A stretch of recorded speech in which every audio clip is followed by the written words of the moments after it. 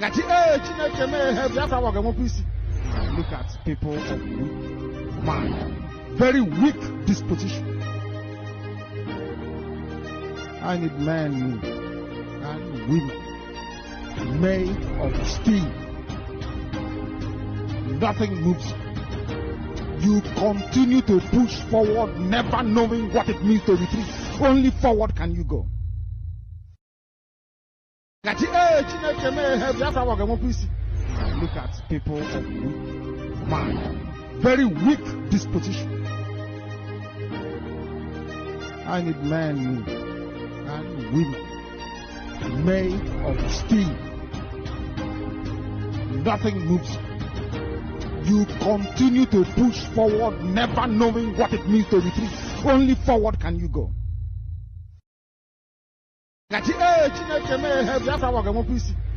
Look at people of weak mind, very weak disposition. I need men and women made of steel. Nothing moves. You continue to push forward, never knowing what it means to retreat. Only forward can you go. Look at people. All right, welcome back to my channel once again. We are here this hour to go through a very important broadcast of Mazi Nnamdi. This broadcast happened to be one of the best of Mazi Nnamdi. His broadcast in 2020. So you have to go back as far as 2020 to bring you this update. And I want you, please, to make sure you like the video and share it. If you want to learn something, if you want to understand what Mazi Nnamdi is made of, or if you miss his teachings, enjoy this broadcast that we are here to share with you. Please do me a favor. Make sure you like this particular video. Click on the like button and subscribe to the channel in case if you are new. All right, so I don't want to waste much time. Let's go there. Don't forget to bring your comment, of course. Thank you so much for your time, and God bless you. Good evening, wonderful people, great Biafrans, wherever you are. On the face of this very planet, once again, this very glorious evening of the 21st day, Sunday the 21st day of June, in the year of our Most High Elohim, Chukukika Biama Primi Yanine 2020, with the time now standing at exactly 6 minutes past 7 p.m. in the blessed land of Biafra. I welcome each and every one of you, and as I do so, I will, or should I say, should encourage you to welcome all those who are around you. Because this very live presentation is going out to you in every time zone on the surface of this very planet. If you are dedicated, if you are serious, if you want to extricate yourself from the pain and the suffering, if you want to escape the damnability of the zoological republic, you must be listening to us at this precise moment. If you are not, you are doing yourself a great disservice. Here we have come to preach the truth, unadulterated gospel of redemption. Some may not like it. As I said during my last broadcast of precisely 7 days ago on Sunday, I did say that it was Armageddon. After that very broadcast, that things will no longer be the same. And once again, we have been proven right, and things are not the same. All the workers of iniquity, all those who are blinded by what I call religious buffoonery, they have all been confounded. They are running from pillar to post. They are confused, as I knew they would be confused, because they cannot see in the spirit. They are blind. Things of the spirit are lost on them. But this very day we shall continue. As I said during my earlier post, if you know that those of you who are, or should I say, weak constitution are listening, then I will seriously encourage you to disengage, because the program tonight, it may not be as hot as it was 7 days ago, but I can assure you it won't make for palatable listening for a great majority of you. But we must proceed all the same. I will say good morning, good afternoon, good evening, and good night to some of you, because the whole world is listening. The whole world is listening. Before I came here on air, I did get a confirmation from Facebook that they are seriously suppressing and interrupting, should I say, people visiting to my page.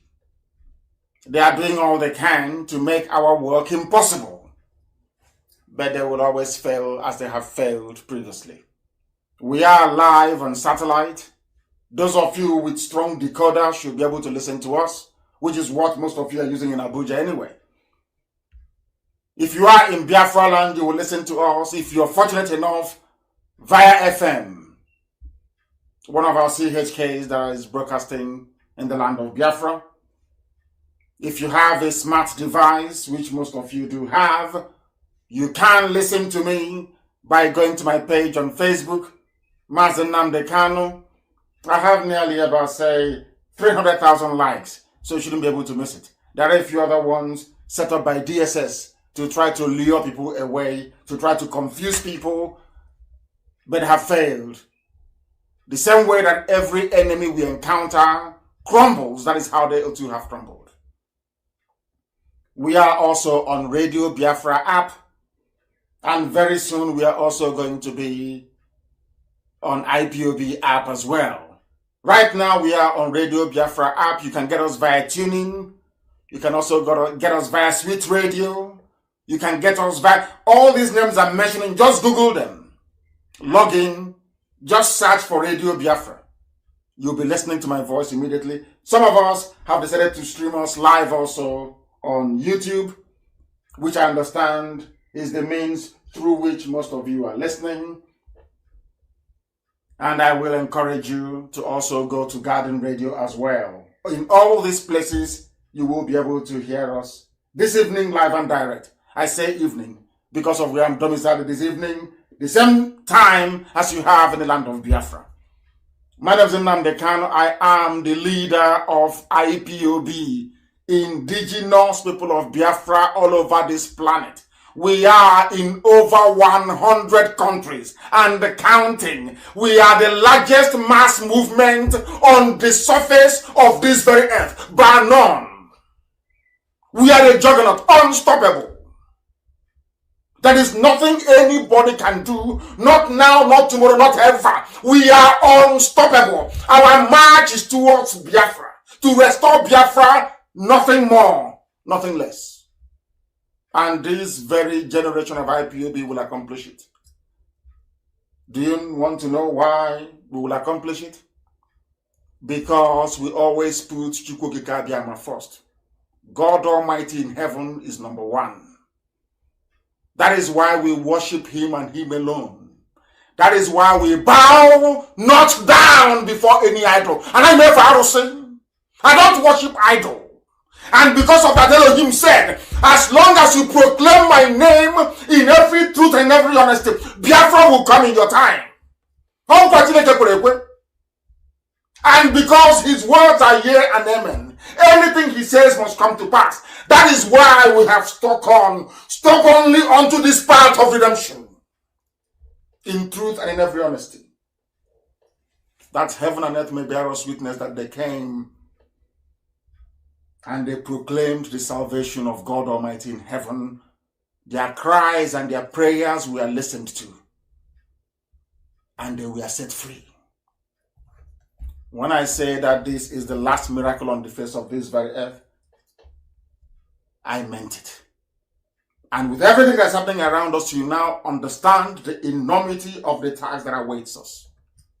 What we must do to be free. That is why we are gathered this evening, morning, afternoon, night, depending on where you are. Because for those in Japan, I think it's about 3 or 4 a.m. in the morning. For those in Malaysia, Indonesia, I think maybe it's about 2 a.m. in the morning or thereabout. For those of you in Los Angeles, it is 10 a.m. in the morning of Sunday. That's how it is, because the world keeps rotating all the time. When it is your morning in your time zone, it could be somebody's tea time, it could be somebody's breakfast, it could be somebody else's dinner, somewhere.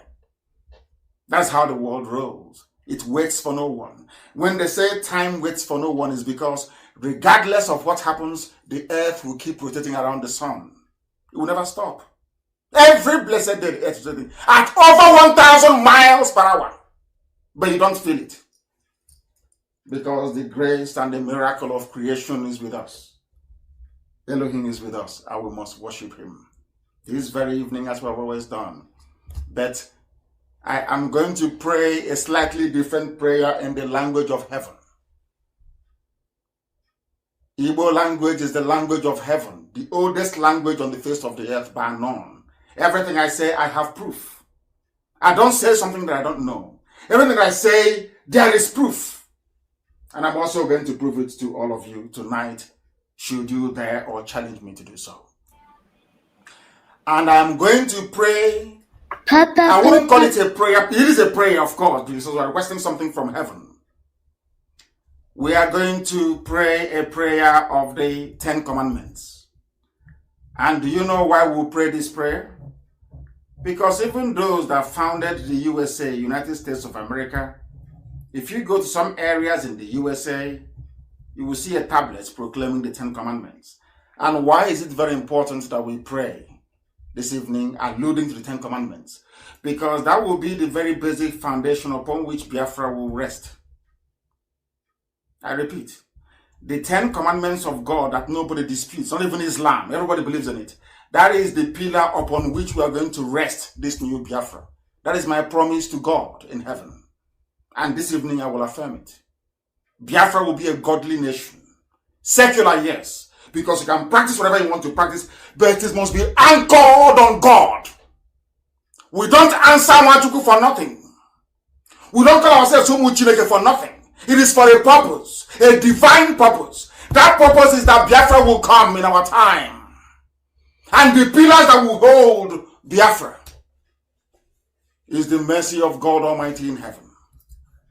Unashamedly, I proclaim, because I know the whole world is listening. They want to know the type of Biafra we're going to build. And I'm telling them this very day that Biafra will be a godly nation, anchored on the core values and principles surrounding the 10 Commandments that was given to Moshe on Mount Sinai.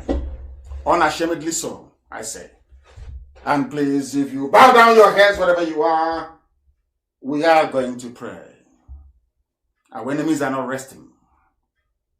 We don't expect them to rest. But we must continue to preach this very gospel. The gospel of truth, of redemption, and of honesty. This very gospel of freedom.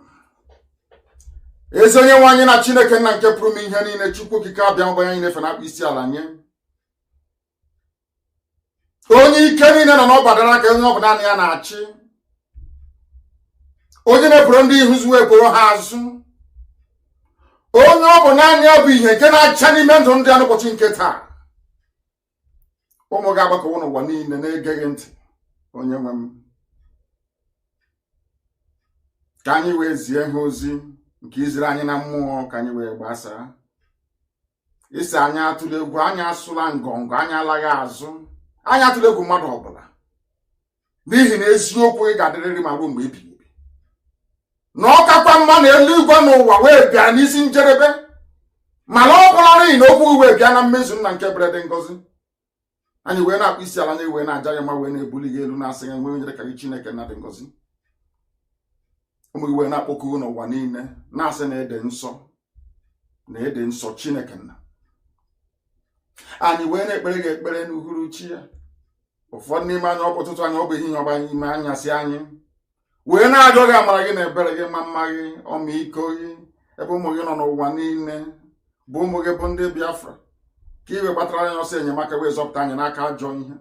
Ka i were aka nri nke ezi omume wee kwagide ụmụ IPOB ebe ọbụla ha nọ n'elu ụwa nna nke brede ngọzi. Wee gọzie ọlụ aka ha, wee gọzie ha onwe ha na ezinụlọ ha. Tụmadụ ndị nna niile. Ebe ụbọchị nketa ụbọchị ncheta ndị nna, onye nwe m na Chineke nna nke igwe biko nụ. gbaa ha ume, nye ha nkasi obi, nyekwa ha ikikere, nye ha mmụọ nke eziokwu, nye ha ezi mmụọ nke nghọta, ka ọ ga-abụ ha nụ eziokwu gị nna nke ebere, ka ha wee nabata ya.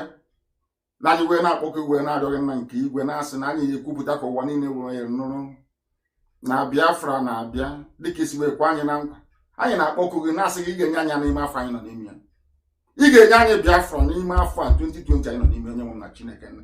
N'ihi na ijide obodo gosipụ zu ma laa ya n'iyi. Biafra bụ onyinye nke gị nke i nyere ụmụ mmadụ dị ndụ. Anyị ga-ewere ya nna nke igwe, were ya fee ofufe n'ụzọ pụrụ iche. Ihe anaghị eme anyị ikwupụta nke bụ eziokwu gị eze dị ngọzi, wee na-ekwu ya ma na-ekwusi ike si na anyị onwe anyị bụ ụmụ Biafra bụ ụmụ Chineke ka anyị bụ. Anyị anaghị efe arụsị. Ụmụ gị ka anyị bụ onye nwe m. N'ihi na onweghị onye ọbụla ala nsọ Biafra na-aza aha arụsị, ọ bụ naanị gị ka anyị na-efe. Anyị na-aza Chinedu, anyị na-aza Amarachukwu, ụmụ gị na-aza Ikechukwu, ụmụ gị na-aza Chukwu na-enye. Ụzọ niile dị iche iche ka anyị si wee na-ebuli aha nsọ ya elu site n'aha nke anyị na-aza. Anyị wee na-ekweghị nkwa nna nke ebere dị ngọzi n'ihu ụwa niile bụ ndị na-ege anyị ntị, na anyị ga-ewere Biafra nna nke igwe wee guzo ya n'elu iwu iri nke nyere nna nke ebere dị ngọzi. N'ihi na onwe mgbe ụmụ gị bụ ndị Izrel na mkpagbu n'obodo Ijipt, iwe ezie ozi wee sị na ọ bụ naanị gị bụ Chineke nna nke usoro nke ndị agha, na ha ndị dị etu abụ ụmụ gị, ha ga-enwechi ọzọ wee tinyere gị. Ha ga-akpụ isi ala wee nye arụsị ọbụla ma ofufe ya ofufe.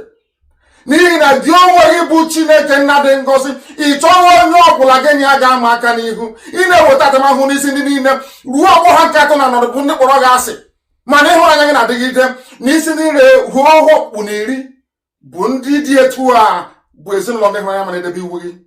Isi anyị jikwala ha nsọ ya eme akaja, n'ihi na gị onwe gị bụ onye nwe anyị na Chineke nna dị ngọzi, na ị gaghị agbaghara ka ha ara bụ ndị ji ahụ iwe n'ala ya n'iyi. Isi anyị cheta ụbọchị asaa n'ime izu ụka ma doo ya nsọ n'abalị 6 ka mmadụ dị ndụ nwa ọ ga-eji wee rụọ n'abalị 7 ụbọchị ezumike ụbọchị wepụtara n'ihi gị. N'ụbọchị dị etu onwe o nyere n'ime anyị nke ga-arụ ọrụ ọbụla anyị onwe anyị na ezinụlọ anyị ma ọ bụ ndị ọbịa bụ n'ibere etiti anyị na abalị 6 ka gị onwe bụ onye nwe anyị ji wee mee eluigwe n'elu ụwa n'ime oke osimiri nke anyị ma abalị nke asaa iwe zuo ike. Ọ bụ ya mere iji wee gọzie ụbọchị asaa n'ime izu ụka ma doo ya nsọ. Isi anyị kwanyere nna anyị na nna anyị ugwu ndụ anyị wee dogologo n'ala nsọ ka nke kwere anyị na nkwa. Isi anyị egbule mmadụ anyị akwado iko anyị esila osi anyị agbala nwa ya gbadị mmadụ ibe anyị ejekwara anyị n'ezinụlọ nwoke ọzọ ma ọ bụ nwee mmasị ebe nwunye ya na ebe akụ na ụba ya nọ na nke dị ngọzi ka bụ uru ezi Chineke nna nke igwe nke ụmụ gị gọpụtara n'ụwa niile iji wee mee ka ndị dị ndụ wee gere na ọ bụ naanị gị bụ Chineke na bụ onye anyị na-efe wee na-edu anyị n'ụzọ ije. Ka amara gị na ebere gị wee zuo oke n'ime ndụ anyị, ka anyị onwe anyị bụ ndị dị ndụ wee bulie aha nsọ gị jụọ gị ma ma too oyi site n'ebighị ebi ma ruo n'ebighị ebi. Ise ise ise mma mma dịrị gị Chineke. We now proceed to unveil the truth this very day, that the world may know, because the zoo is crumbling. It has crumbled already. What happened in Ghana yesterday is just confirmation. Because this very year, the zoo will be decimated beyond human comprehension or recognition. Never again will the zoo exist. It's gone. We have not done anything. We have not commenced our march. We have not confronted the Janjaweed terrorists who are in our forests and in our farms. We have not gone out to meet those who are killing us. Yet the zoo is unraveling before our eyes. As always, I will endeavor to wrap every of our discussion this evening around a very common theme. And that theme is that if out of, should I say, a habit of treachery or a lifetime of betrayal, you fail to recognize the importance of the time that we are living in, then may the good Lord have mercy upon you. I need you to understand this very clearly. Because as I say always, we are a highly religious, should I say, godly people, let me put it that way. Some have turned it into modern day religiosity. What I want to make you understand this very evening is this: that every problem afflicting us as a people, as a race, is our own making. Every difficulty that we Biafrans are undergoing right now is our own making. And we trace it back to one common, or should I say, a simple denominator. And that denominator is slavery, kidnapping in modern parlance, and slavery, which the whole world is now running around trying to atone for. Before we came on air, we understand that the Church of England, of all places, Anglican Church, was involved in slavery. I will tell you the truth. And quite frankly, I don't give a damn if you like it. If you don't like it, go and do your research. Also, the Bank of England said they are apologizing for their role in slavery. And I want to tell you why we are in this mess we are in today. Those of you who are very close to your scriptures, those of you that have the Bible or even the Quran with you, I want you to go to the book of Exodus, chapter 21, verse 16.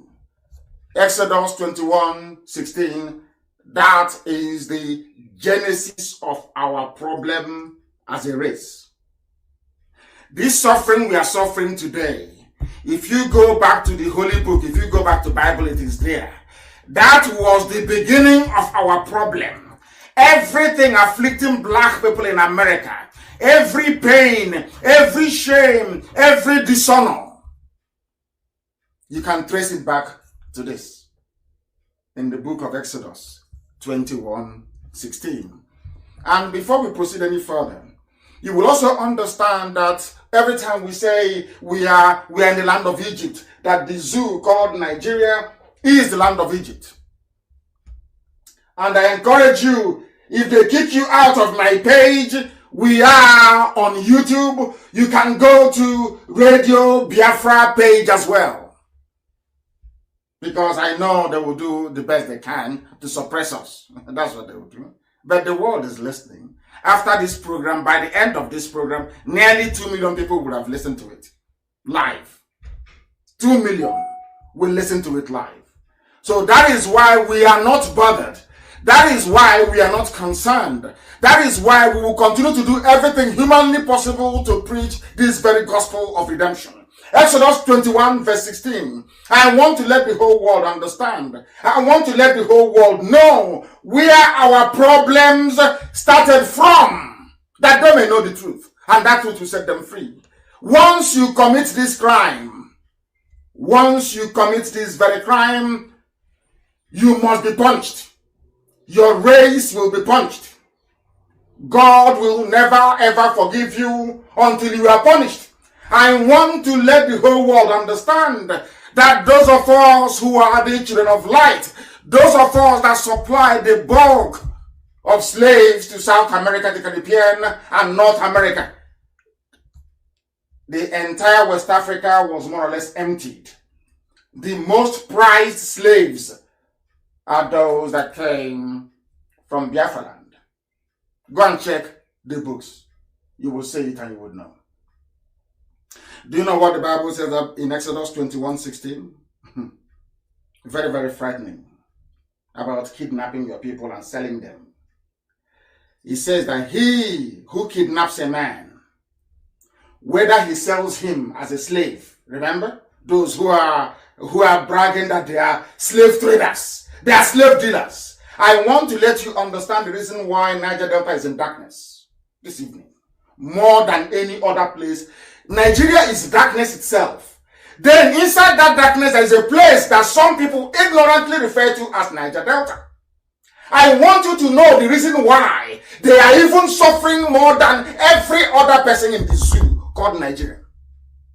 It is in the Bible.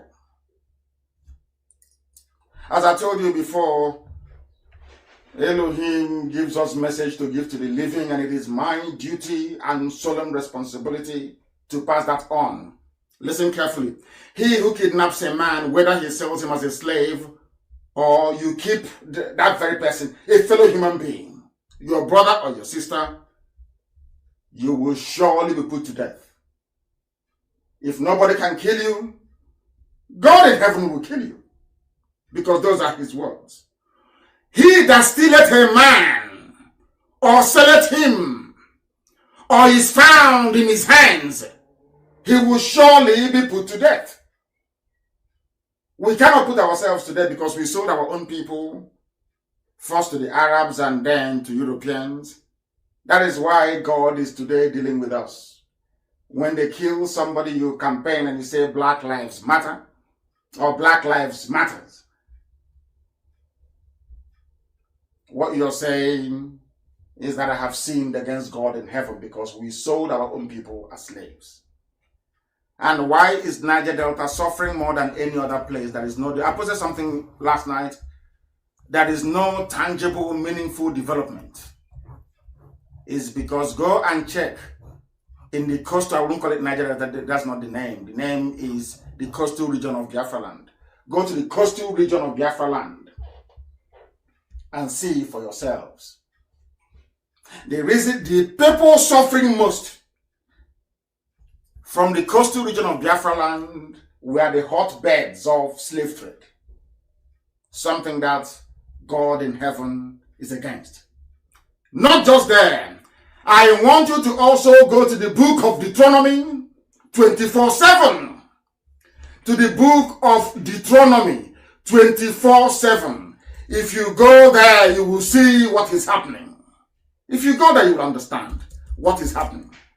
And the reason why you shouldn't be kidnapping people, because once you do that, once you kidnap somebody, you are bringing a curse not just upon yourself and your family, you are bringing a curse on your generation as well.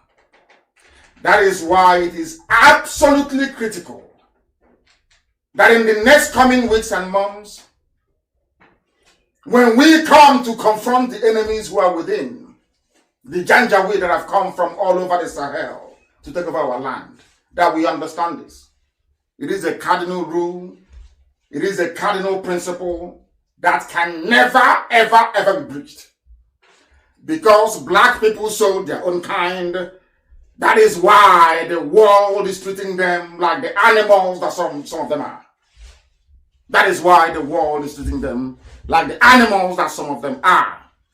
If you go back to the book of Genesis, I am sorry to dwell on this, but it is very, very critical you understand it.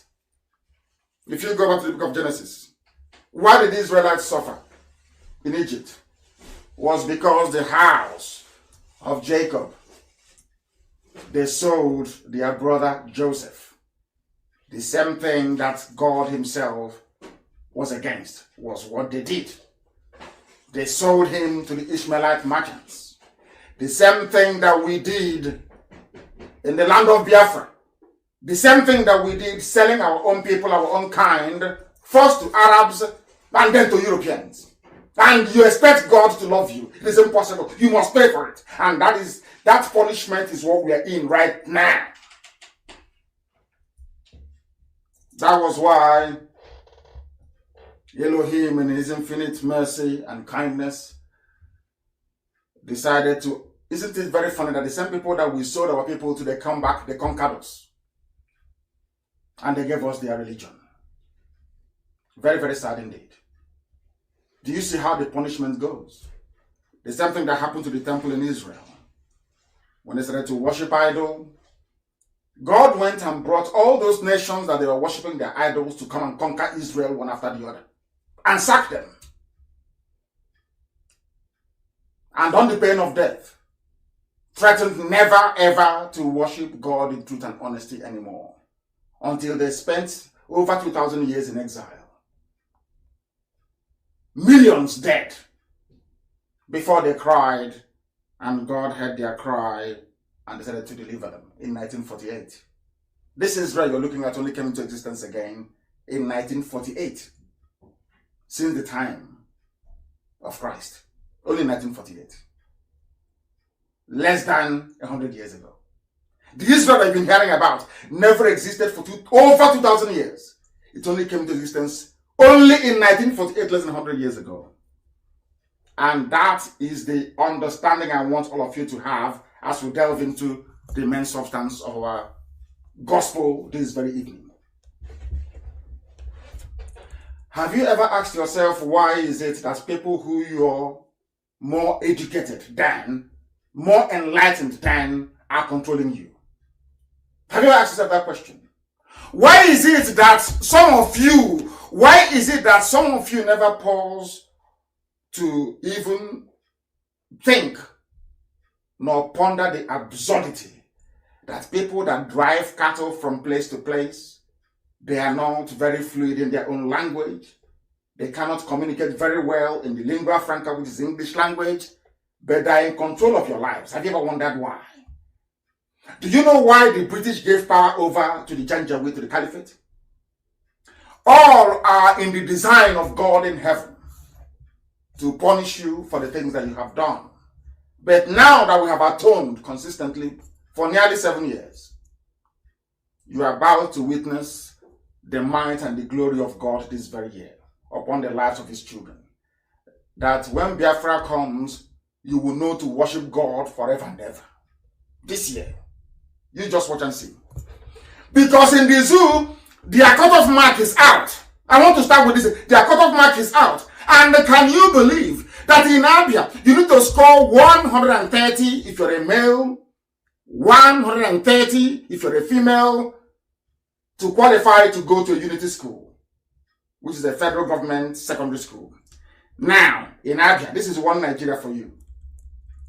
What is paining me is not that the Janjaweeds are doing this and the Yorubas are supporting them. What is actually getting me angry is that our people, after seeing this level of entrenched injustice, year in, year out, month in, month out, somebody will still have the temerity to stand up and say, we want a restructured Nigeria, we want to be in Nigeria.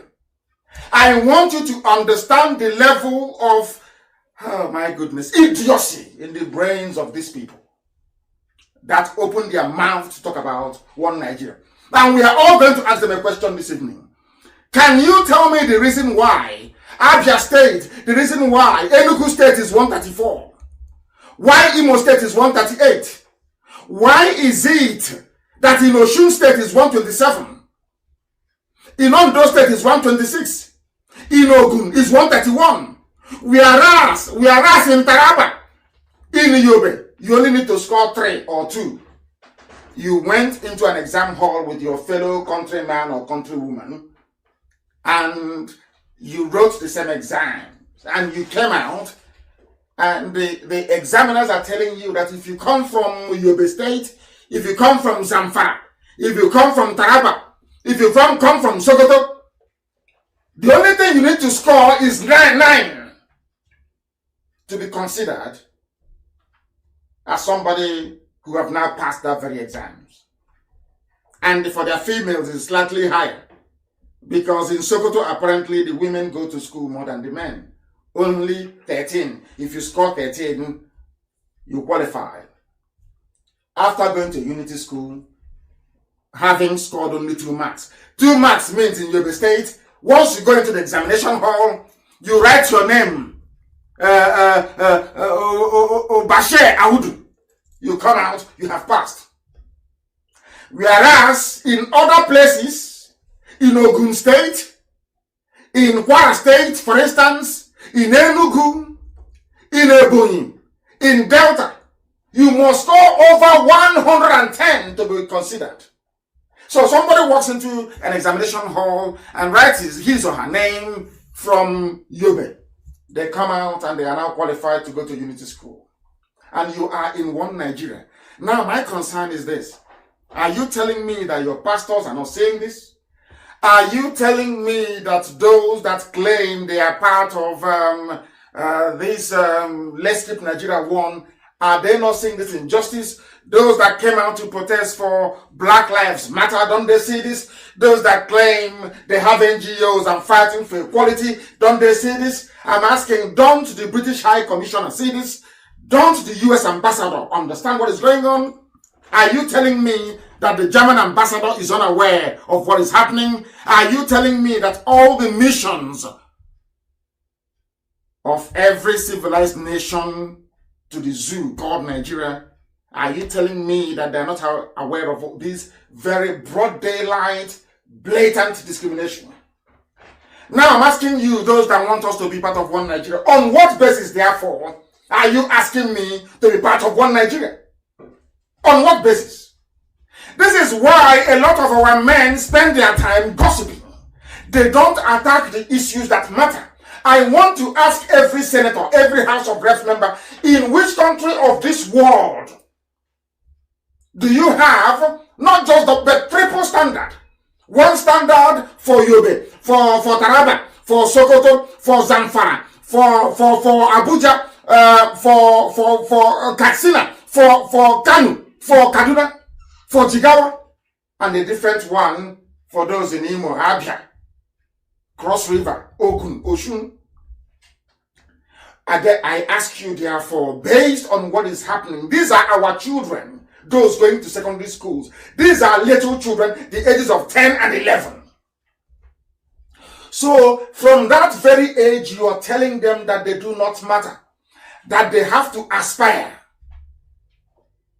not to be excellent, but to be mediocre. Because if there is no incentive, if somebody who scores only 2 marks from Yobe can go to Unity School, then what is the incentive for studying to score over 130 or 134 as the case may be for Enugu and Imo? Just explain that to me. But you have senators, you have lawmakers, you have those championing one Nigeria, saying Nigeria used to be great, it will be great again. How can it be great? How can you subscribe to be in a society where somebody from somewhere, because they are janjaweed, they don't go to school, they sniff glue from morning till night, they move cattle from place to place, they only score 2. All they need to remember when they go into the exam hall is their name, and they have passed. Is that very fair? Is that how to run any country? And why are those who should be speaking out not speaking out? There are a rented mob of, should I say, unemployed and slightly educated fools in Abuja. You know what I always write petition. If you see their shirt, they always have blue pen, red pen, and black pen. They, you know that plastic beak, they line it up. That's their petition writers. That's what they do. Hawking, should I say, their ERAT services to anybody who is willing to pay them top money. Do you see what they have done to you? Your own children have to score higher than them, but they want to be president. So you're telling me that somebody who is half educated, who can barely mention his name, is worthy to be president after president after president of a damnable contraption, whereas those who are educated from the South just sit on the sidelines and just watch. And you're telling me that everything is right about this Nigeria. I want to ask the British High Commissioner, because they are the ones that put us in this mess. Are you telling me you're not aware of this? That is why we are going to write to each and every one of them, to remind them, at least to inform them, that they are in a place where if this were to happen in the USA, the riots will not end. Were this to happen in the UK, the riots will never end. Were this to happen anywhere in Europe, you will have all commentators, all columnists writing and talking about it from morning till night. Why are you not doing something in the zoo called Nigeria? Why not, I ask you? These are the things you need to ponder. These are the things that you need to consider, because it's very, very upsetting. Very, very upsetting. And that is why the zoo must fall. That is why the zoo must fall. People prefer to live on lies and deception. You know what is happening every blessed day. There is something I'm going to play for each and every one of you to listen to tonight. What is happening inside the zoo? You know these things very well. Your bishops, they know. Your pastors, they know. Your reverend fathers, they know. Everybody is aware. Your politicians, they know. Your so-called elders, they know. but they have all kept quiet. Why is it difficult for an average Nigerian to confront evil and say that something is bad? All they care about is tithe and offering, every blessed week, tithe and offering. Impunity is happening. They never come to the congregation and they say to them, oh, my children, how come you scored over 100? You cannot go to unity school. There's somebody who only scored 2 in Yobe is going to unity school. Free education. I ask these pastors, do you at all look at your congregation and ask them these questions? Are you telling me that as a so-called elder, a senator, a house of reps, house of assembly, local government chairman, a council, are you not aware of this entrenched injustice? And I'm asking every Nigerian, tell me where else in the world such travesty will be allowed to stand. Show me where. You can't, can you? But you want me to be part of one Nigeria. This is why it will never work.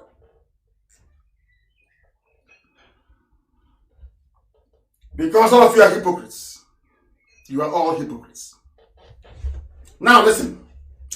The injustice did not stop there. Everybody is there now watching as violent Islam jihad is coming. Sweeping and killing people every blessed day. Cutting up our parts and throwing it all over the place. There was no outrage. There was no shock. Because a Biafran woman was killed. Her right leg cut off. Her left leg cut off, her torso cut off, her head cut off, her neck severed, her hands cut off. I don't see anybody complaining in America. I don't see anybody complaining in Britain. I don't see any diplomatic frenzy. That woman belongs to somebody. Has a father and a mother, maybe children, who knows? Nobody cares, nobody wants to know. And after seeing all of that, somebody is telling me about one Nigeria. That is where I begin to, that is why I get upset with most of them. That is why I insult them. That means you're very cold, you're callous, you are evil. You want me to belong to a country where somebody can wake up one morning and decide to kill me for no reason. And that person will just go scot-free. In most instances, he or she will get paid for doing it. Because they are following.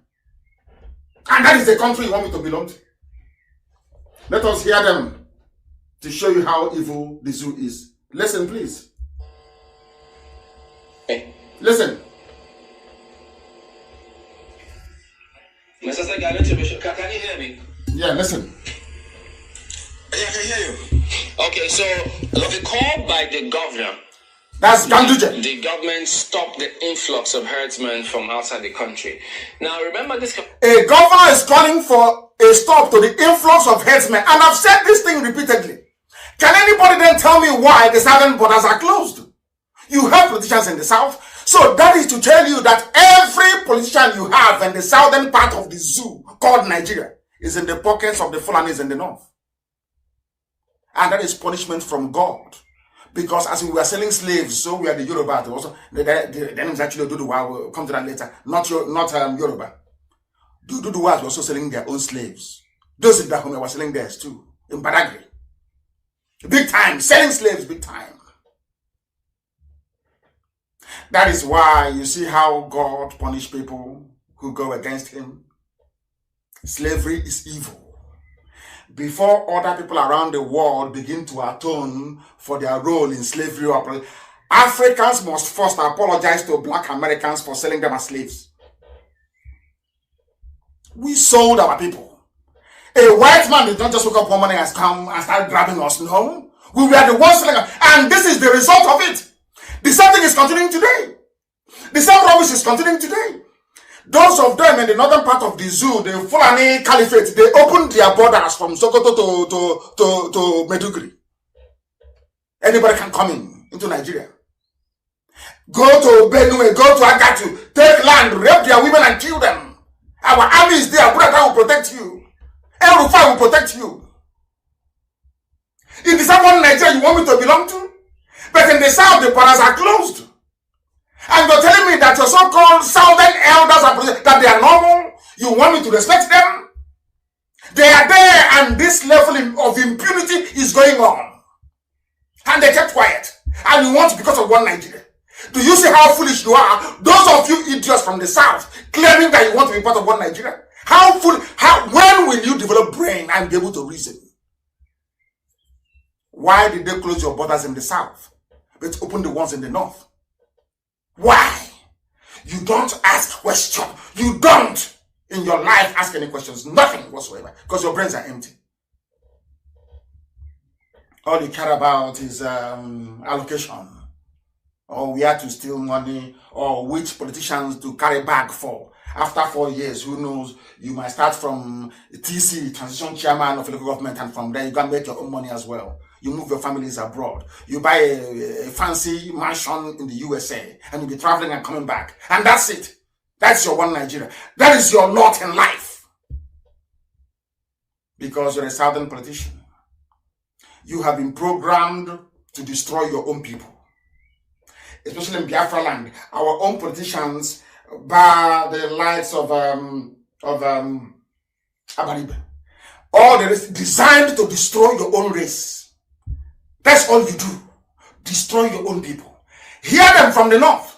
Hear them very well. Hear them. Decision has happened before as to what to do with that movement within the country.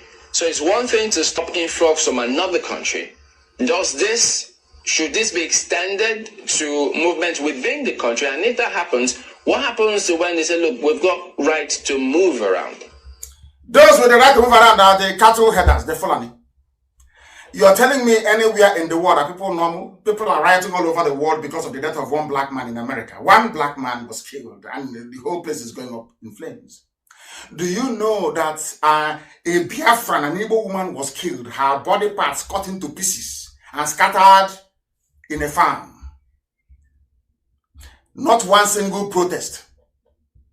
All those writing their long, useless grammar. I was waiting for them. Not one single protest. I said not one. That is to show you how subdued we have become as a people. Now, you're telling me in a country where you claim that foreigners are coming to kill you in your own land, and it is being discussed as if it is they've just gone to a party somewhere. Just so flippantly. Oh, if you close the borders in the north, how about those moving that say they have a... People are discussing the death of fellow human beings as if it is just nothing. As if they've just squashed a tiny mosquito somewhere in their room. Can you believe that? These are the things that when I think about it and a black man, I begin to go crazy. I don't understand these people. You'll be shocked. Listen.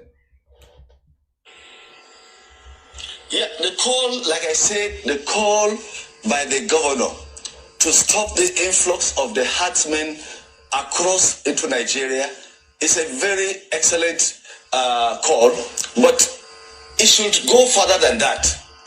And I don't know whether that call, whether the government is together, whether the state governors are in tune with the presidency, or each one of them is doing what he's doing in his own state. But one thing I know is that I have already said it here, that there are hundreds of thousands of these killer herdsmen, which the governor has confirmed that when they come in, they are heavily armed. And in the country, this is a proof that you have no president, you have no vice, you have nobody in power. I don't know how else to explain it to black people so they will understand it. That was why the Zoo High Commission, their embassy in Ghana, was demolished. The Ghanaians know you have no president. How can you demolish? Do you know what the meaning of an embassy? Sorry to digress a little bit from what they are discussing. That is, headsmen are coming in and killing you. The likes of El Rufai are arming and providing, should I say, political and military cover for these killers to come in to take over our land, to make the geopolitical space, the Nigeria that you have right now, the home of Fulanis across the Sahel. That is their game plan. You know it and I know it. Now the question is, what are you doing about it? We know what we are doing. All of you talking about one Nigeria. I want to ask you, is it in the education system? Is it in which aspect of life? is salvageable in Nigeria? I said, which aspect is salvageable? Which aspect is salvageable? There's none. Killers are coming into your country, and this man that is being interviewed by channels is saying, presidency. Where is that hard man, Buhari? You say, oh, his insurgency. Insurgency will come. He's a hard man. He's a general. Where is he? Have you seen how cleverly channels no longer talks about Buhari? Oh, where is the president? It's now presidency. Now, after all these pointers, what again is stopping you people from understanding that you have no president? Do you know the meaning of an embassy? An embassy is a foreign land. Let me put it this way. Let me not use an abstract explanation. Anytime you go to the US embassy or their in Abuja or their consulate in Lagos, once you walk into that premises, you are on US soil. Nigerian government cannot come there to look for you. Remember Chile when Assange ran into Chilean embassy in London? Did Metropolitan Police go there to arrest him? No. Did the army go there? No. Because that piece of territory is Chile. You can't go in there. International diplomatic protocol. Now, once you invade an embassy, it is tantamount to the violation of that country's sovereignty. That is how important it is. For the embassy not to be invaded or no, it was demolished. The Zoo High Commission in Accra was demolished. You have not heard anything from the president of a country whose land was invaded. What does that tell you? Do you see why I am angry with all these fake pastors that are fixated on tithes and offering? Do you see the reason why? Tell me why a country, if you doubt me, go and invade the US embassy in Abuja. Trump, as you're invading, the president of America will be talking immediately. Go and try it anywhere in the world. But you're telling me that the embassy, let me call it an embassy, the embassy of Nigeria was demolished in Accra. The president did not say anything because there is no president. Absolutely none.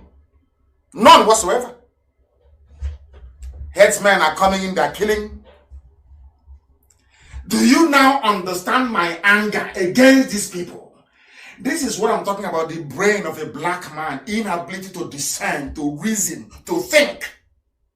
People don't even know about what an embassy is. They don't know the sanctity of an embassy. They don't understand it. You think it's just where you go and get visa and you travel. Or where you go and get your passport renewed. Do you know the name of an embassy? That piece of embassy in... Who are these people, for goodness sake? Who are they? What sort of human beings are these? They never listen, they don't think, they don't reason. These are the people in the zoo we are talking about. And that is why we must leave the zoo as imminently as possible. Because some of our people, they don't reason anymore. They reason like the janjaweed. Why they are calling, I have no idea. Why they are calling, I have no idea. But they will call anyway. They will call. That is who they are. That is the way they reason. Very, very sad indeed. Very, very sad indeed. As I was saying before, I was rudely interrupted by that caller who is not paying attention. They're not listening. Because if he's listening, why would he be calling when the lines are not open yet? Why would they be calling? Do you see the reason why blacks are in a mess? Do you now understand it? Why we are in a mess? Do you see the reason why the Fulanis can do whatever they can and get away? Because every ambassador in the zoo has been bribed. UK, US, Germany, all they are there for is how much they can loot. As your politicians are looting, so are they looting as well. Since you want to destroy yourselves, we'll help you destroy yourselves. That's what they're doing. Do you now understand it? Do you understand it now? The mess that people are in.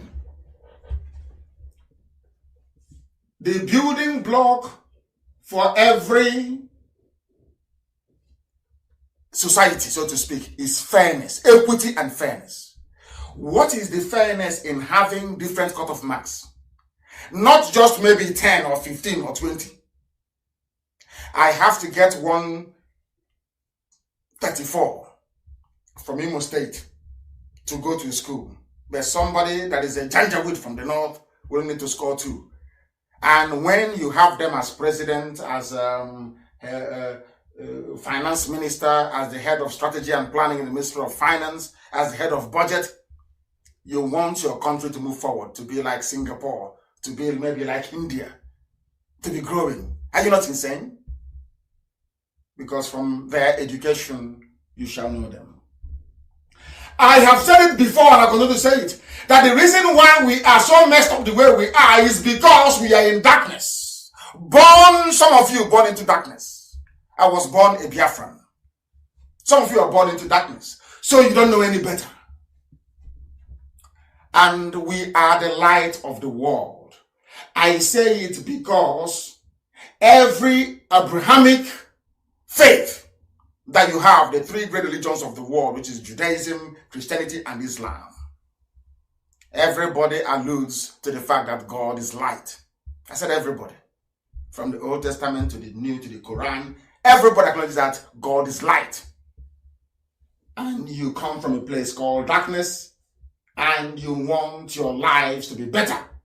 How can it be better? In the book of Isaiah 60, 19 to 20 says this there very clearly, that Elohim will be your everlasting light, and your days of sorrow will come to an end. We know what we are doing. Sometimes, if you don't understand it, just say you don't understand. Is it the book of Psalm 97:11, that the light shines on the righteous and joy on the upright in heart? Everything is about light. Everything is about light. It is everywhere. All the way to the book of John 1:15, is it Ecclesiastes 11:7? Everywhere is replete with what light represents. That light shines in darkness, and darkness can never overcome it. We are the light. We Biafrans, we are the light. And as the name implies, Nigeria, which means a darkened black territory, can never ever prevail over us. Do you see where we anchor our agitation? On the promise of God. When I say we are anchoring our agitation on the promise of God, people don't understand it. They think we are being too religious. No. I studied both the Old Testament that underpins Judaism, New Testament that underpins Christianity. I even went to Quran. Do you know I'm studying Quran? And I found the same thing. And I wish I can tell it to you. The place we found in the Quran is Surah An-Nur 24:35. Surah S-U-R-A-H An-A-N Nur. I'm not sure I'm pronouncing it correctly. Do you know what it says there? That Allah is the light of the heavens and the earth. That God is light. Do you see what we call ourselves Chineke? Even in Islam, they know who we are. That we are the children of light. Do you understand it? Because this Surah An-Nur 24-35 says, I'm now quoting Quran for you so you understand it. Because we are scholars, we read. I'm quoting Quran for you so you know. God is the light of the heavens and the earth.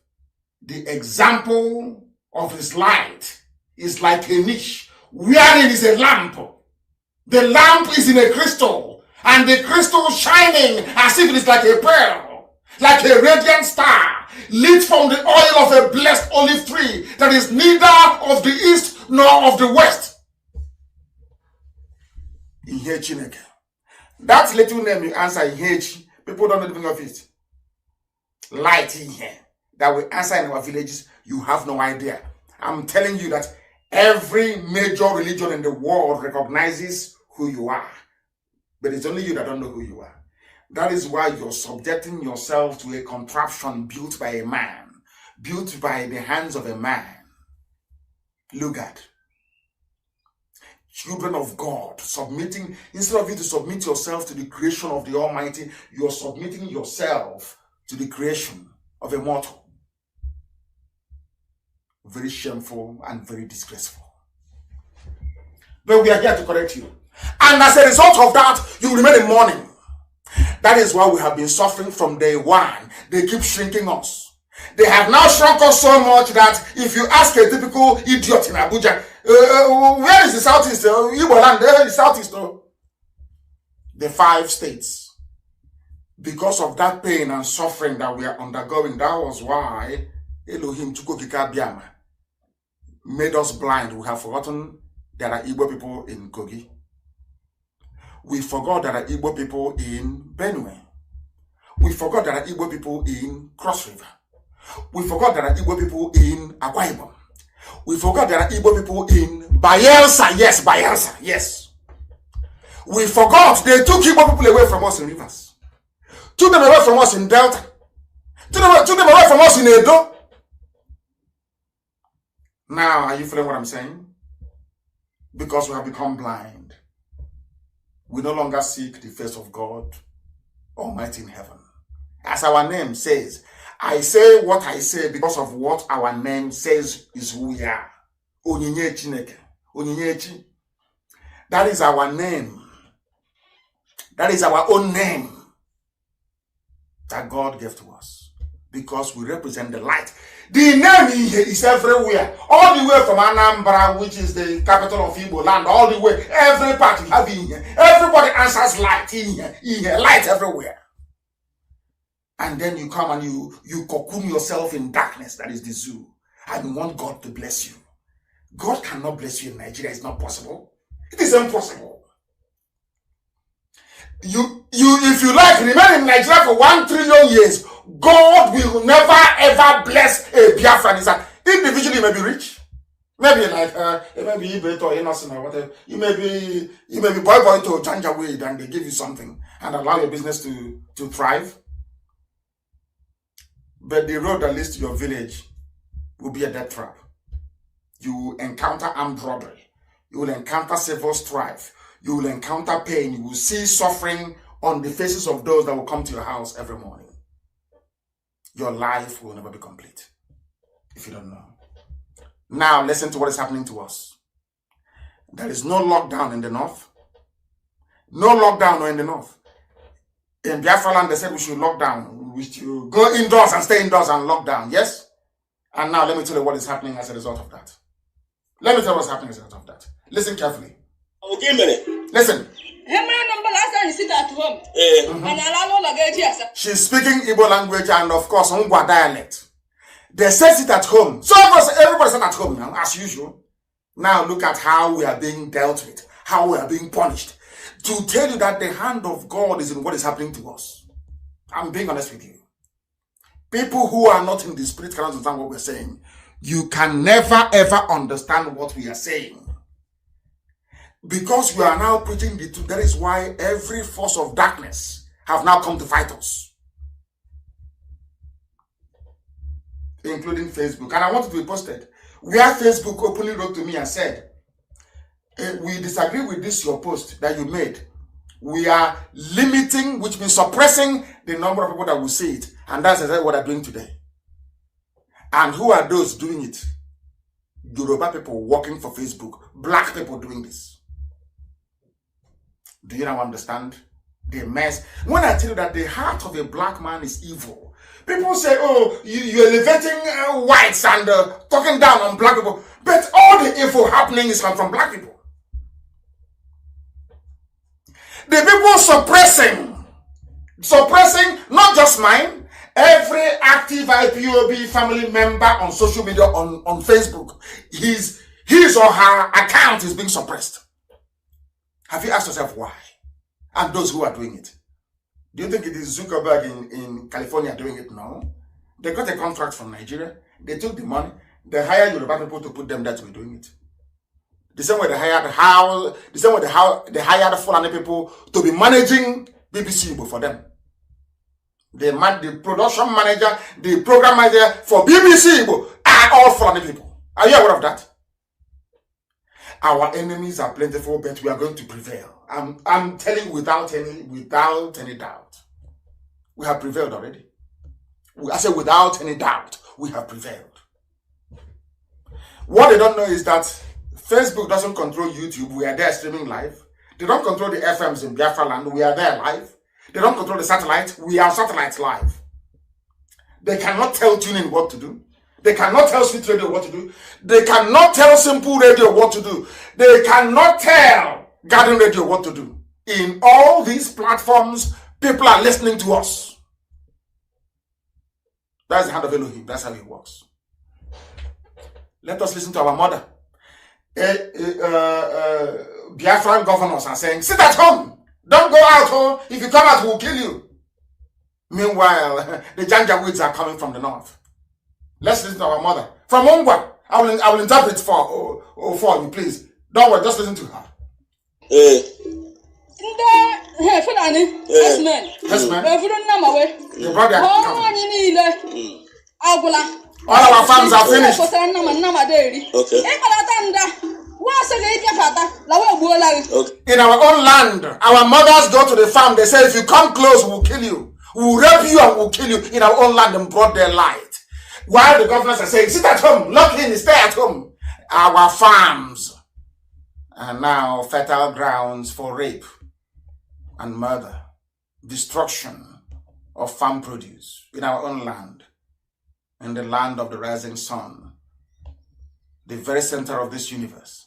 I wouldn't say universe, I'll say the earth. Can you believe that? These are governors. These are so-called political leaders. They foolishly call themselves elite. Do you see what they're doing to you? Do you see why they hate IPOB? Do you see why they don't want us to survive? Because we tell you the truth. This is our mother in the village. Who will hear her voice if not for us? Who will hear the voice of this woman if not for us? Let's listen. They brought their cattle into our farms. They basically destroyed the farm produce, fed it to their cattle, and said to our mothers, if you come, we'll kill you. Listen. They have guns. They have guns and knives. Our mothers can no longer go to the farm. As I told you, in the year 2013, I warned you. I said, a time will come, they will rape your daughters. Your mothers will be afraid to go outside. I told you in 2013, I warned you. But you won't listen. You're doing one Nigeria. You see the result of one Nigeria? Have you, all of you idiots, want to be one Nigeria, you want to form a group and counter IPOB, so you want to be one. Have you seen your one Nigeria? Have you seen the result of it? As if you were whatever the idiot is. Have you seen the result of your one Nigeria? Have you seen the damage that's done to us? Psychologically, our mothers, because where we come from, our mothers don't go to the gym. They don't go to old people's home. They go to the farm. It's a form of exercise. They can no longer go to the farms. In our own land, in our own time, in 2020. People are running about, I'm a Nigerian, I'm evil. This thing, Nnamdi Kanu is doing with IPOB. Listen to our mother in the village. Because you're in Abuja, as an idiot, the idiot that you are, you're in Abuja, fooling yourselves. You're in Lagos, fooling yourselves. As our mothers are in the villages. Afraid to go to the farm.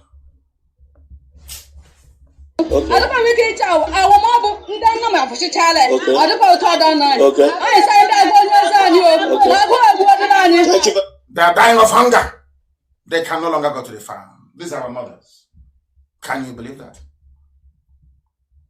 Can you believe that? And people are doing, they are doing, Houston. They are doing Igbo Ofala. They are dancing Ofala in America. They built Igbo village in America. But that's the one they have in the village. And the Fulanis can't, their mothers can no longer go to the farm. And they have no shame. They are not ashamed of themselves.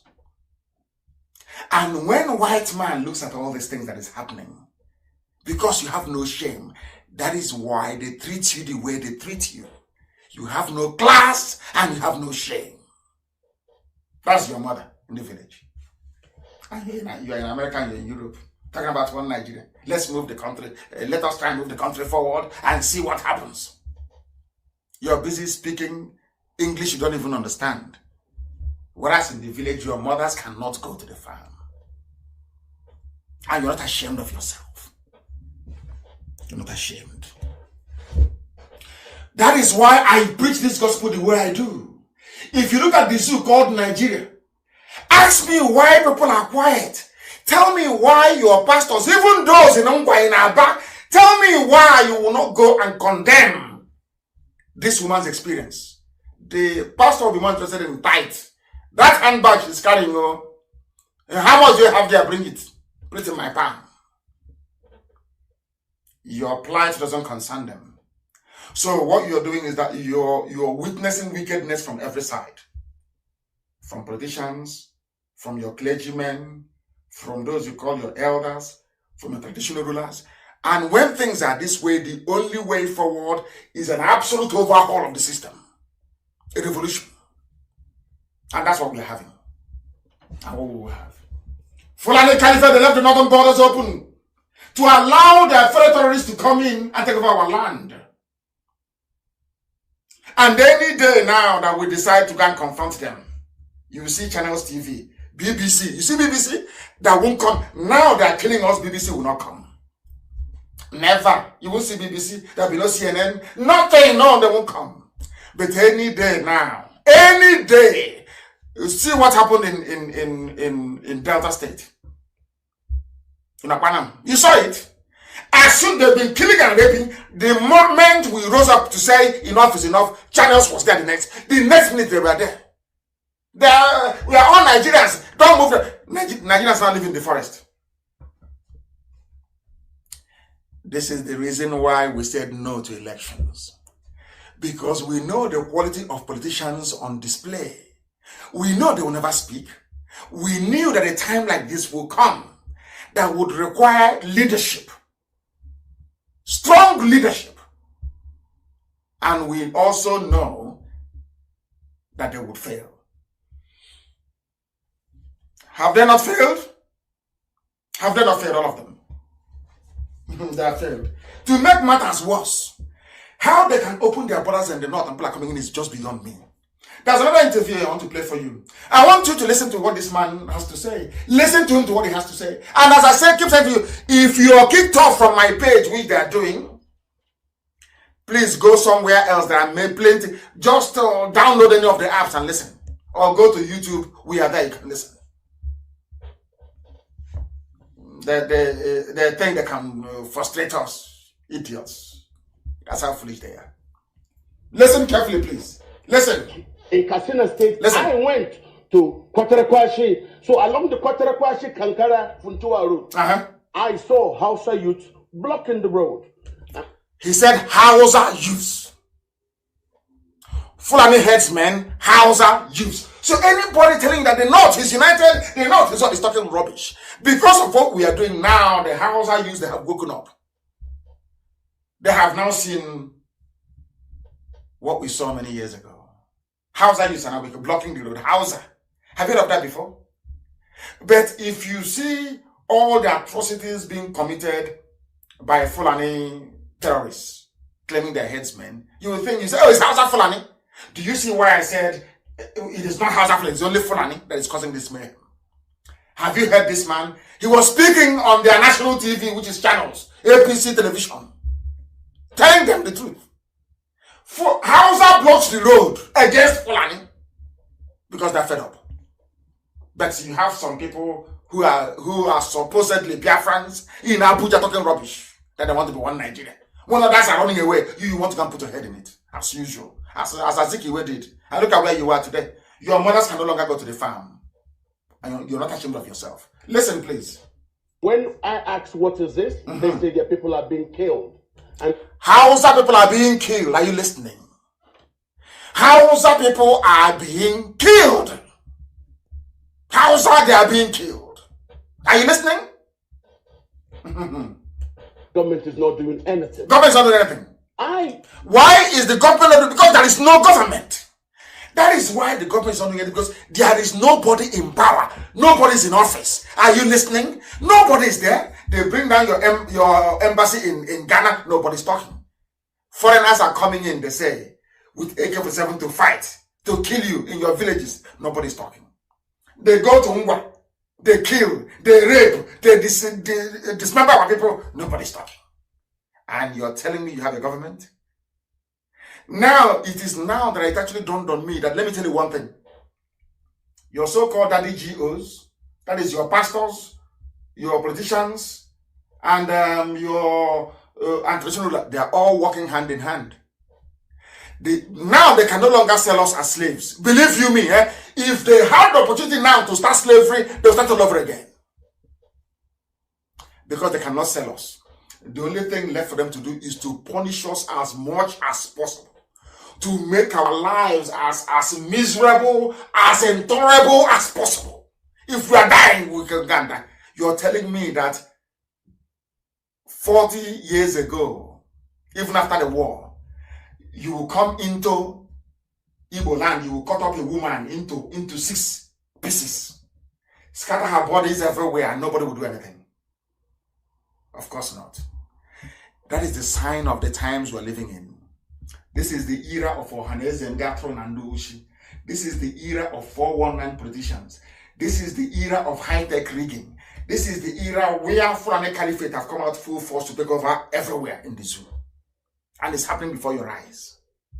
The man is saying it. Even houses are being killed. Now tell me why everybody should not rise up and say to hell with these Fulanis. Who are the ones causing this problem? They're the Fulani now. Who else is doing it? Every other ethnic group is a peaceful group. I'm being honest with you. Remove Fulani, everybody is peaceful. Everybody is, Yoruba is, Oduduwa is peaceful. Biafra is peaceful by nature. Hausa is even more peaceful by nature. Hausa, they are peaceful people. Ask yourself this question. Who are the ones bringing all these killings? This man is always Fulani. It's them. And they're the ones that need only 2 marks to go to school. Only 2. They only need to score 2 to go to school. Others will score 140. Has that ever dawned on you before? Do you now understand the mess you're in? Do you understand the mess you're in? That is what we are trying. That is what gets us angry. And we are trying to make you understand. We speak English, you don't understand. We speak Igbo, you don't understand. We speak Efik, you don't understand. How do you want us to explain this to you so you understand it, that your life is a mess? And it is your responsibility, your duty, your responsibility to do something about it. Now listen, please.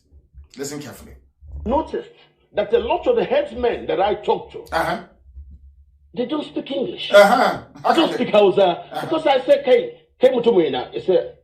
He kept quiet.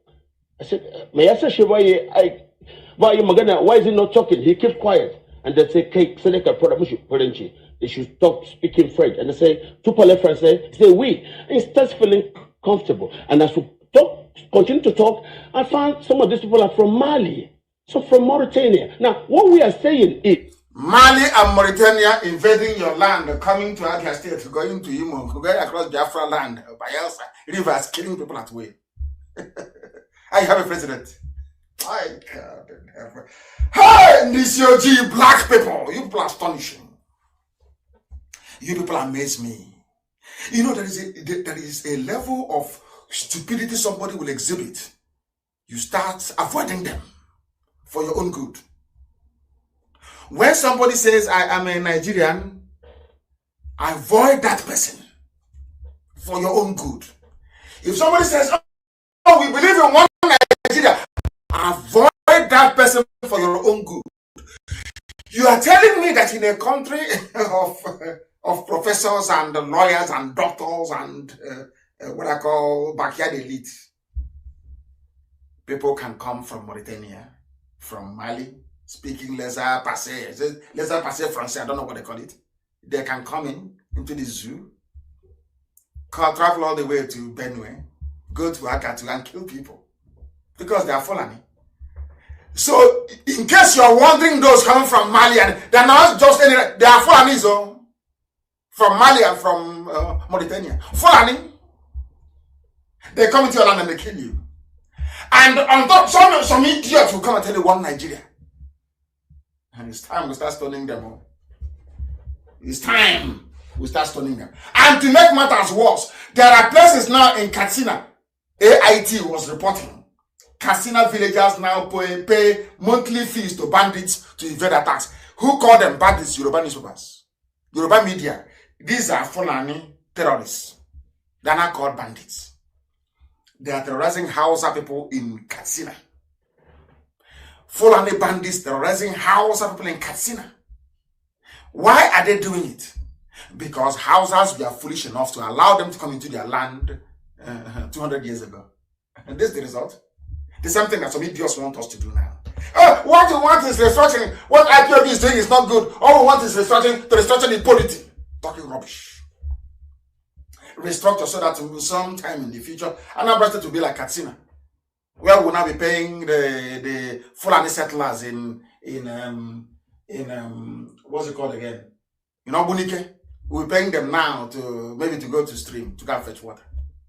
You know, they're in Bunike big time. They're there, camped big time. And some idiots in the USA is claiming that from Bunike, they are just in the USA eating hamburger. Talking rubbish in America. Whereas their village is gone. That's how foolish they are. How foolish they are. You know, that's something about us is that we don't see things or call things for what they are. Do you go for Bunike? Selling land and giving it to Fulani. So Fulani, Bunike is gone. Go there and fetch water, let's see. The same thing that the Hausas did, ignorantly and stupidly allowed Fulanis to come in. Today, they are as useless as the zoo itself. They are now paying bandits to be able, they are paying Fulani terrorists to be able to go and look for something to eat.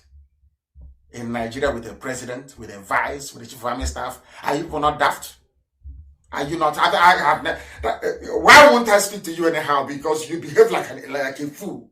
I want me to give you respect. How is that possible? I'm asking you. How is that possible? How? Just tell me how. You're in a country with a president, and people are coming from Mali, from Mauritania to come and kill, and you keep quiet. And you're a president? You people are jokers. Honestly, you are all jokers, all of you. Jokers all of you in the zoo. You are a complete and absolute mess. What some of you don't know, keep saying it, is that some of your criminal pastors are working hand in hand with these equally corrupt politicians who are not only corrupt but very mediocre. They know how to do nothing. You don't have no light, no electricity, because they are evil, they are mind, the same slave trade mentality. You know, a black man to make a fellow black man suffer is what they enjoy most. Black people. That is the truth. If not, why would we be selling each other? Why did we sell our people? Now we want everybody to apologize to Africans. That's rubbish. Africans were the ones selling their own people. Nobody needs to apologize to us. I'm being honest with you. That is nonsense. Apologize for what? It was blacks that sold black people. If anyone is to apologize, black people from Africa should apologize to blacks in South America and blacks in North America. That's how to do it. We are the ones that sold people. If there's no market, nobody will buy anything. Now that all the supermarkets are shut, do you go out to buy anything? But if they open it, you go there, you buy something. It was Africans that opened the shop to say, we have our wives and our children to sell. And the world came to buy them. And sometimes when they come and there's no one to buy, they take it by force. That's how it is. Just like the way you have looting everywhere. Isn't it? If you go to buy something in the shop and they tell you, oh, we're not going to sell to you, you loot the shop and you need something, you take it. That's how life is. Africans opened up their land to say, I have my uncles to sell. Some will say, oh, I want to sell my mother. I don't have, let me sell my mom. And they say that without conscience. I want God to love you. You must be insane. That is the truth. Africans should be apologizing to black Americans for slave trade. Leave Barclays alone and leave Church of England alone. If you have no markets, they will not be coming to buy from you. That's the truth. I am going to release our inquiry lines again, please. So if you see anything going wrong where you are, I want all of you to go and tell your pastor, your reverend father, whoever, your imam, tell them next week Sunday is an assignment. They must speak out. If they don't know what to talk about, we'll tell them what to talk about. They must speak out and condemn what is happening. They must speak out and tell the truth that there is nobody in Asorok. What they do with things will be better for everybody. If they fail to do it, don't give them no offering. No offering. No tithe, no offering. They must speak the truth. They have the microphone and they must speak the truth. Wicked people everywhere. You see them publish those pictures, please. You see the pictures, they keep flooding. When Jubril was there, they were going to see Jubril. Bishops, they go to see Jubril. They know that boy is not Sam Buhari they met in 2015. They know it. And they're carrying Bible, carrying the word of God, deceiving themselves. And I'm asking them, that boy you're going to see, is that Buhari? All these bishops going to Asorok, that boy is there. Of course, Jubril, he has not run away. The little, that comedian who is there now, that they gave a wife to last week, is that Buhari to you? That little boy is not even up to 25 years old. Is that Buhari to you? You're carrying the word of God, Bible. Some of you are carrying Quran. Come on to speak the truth.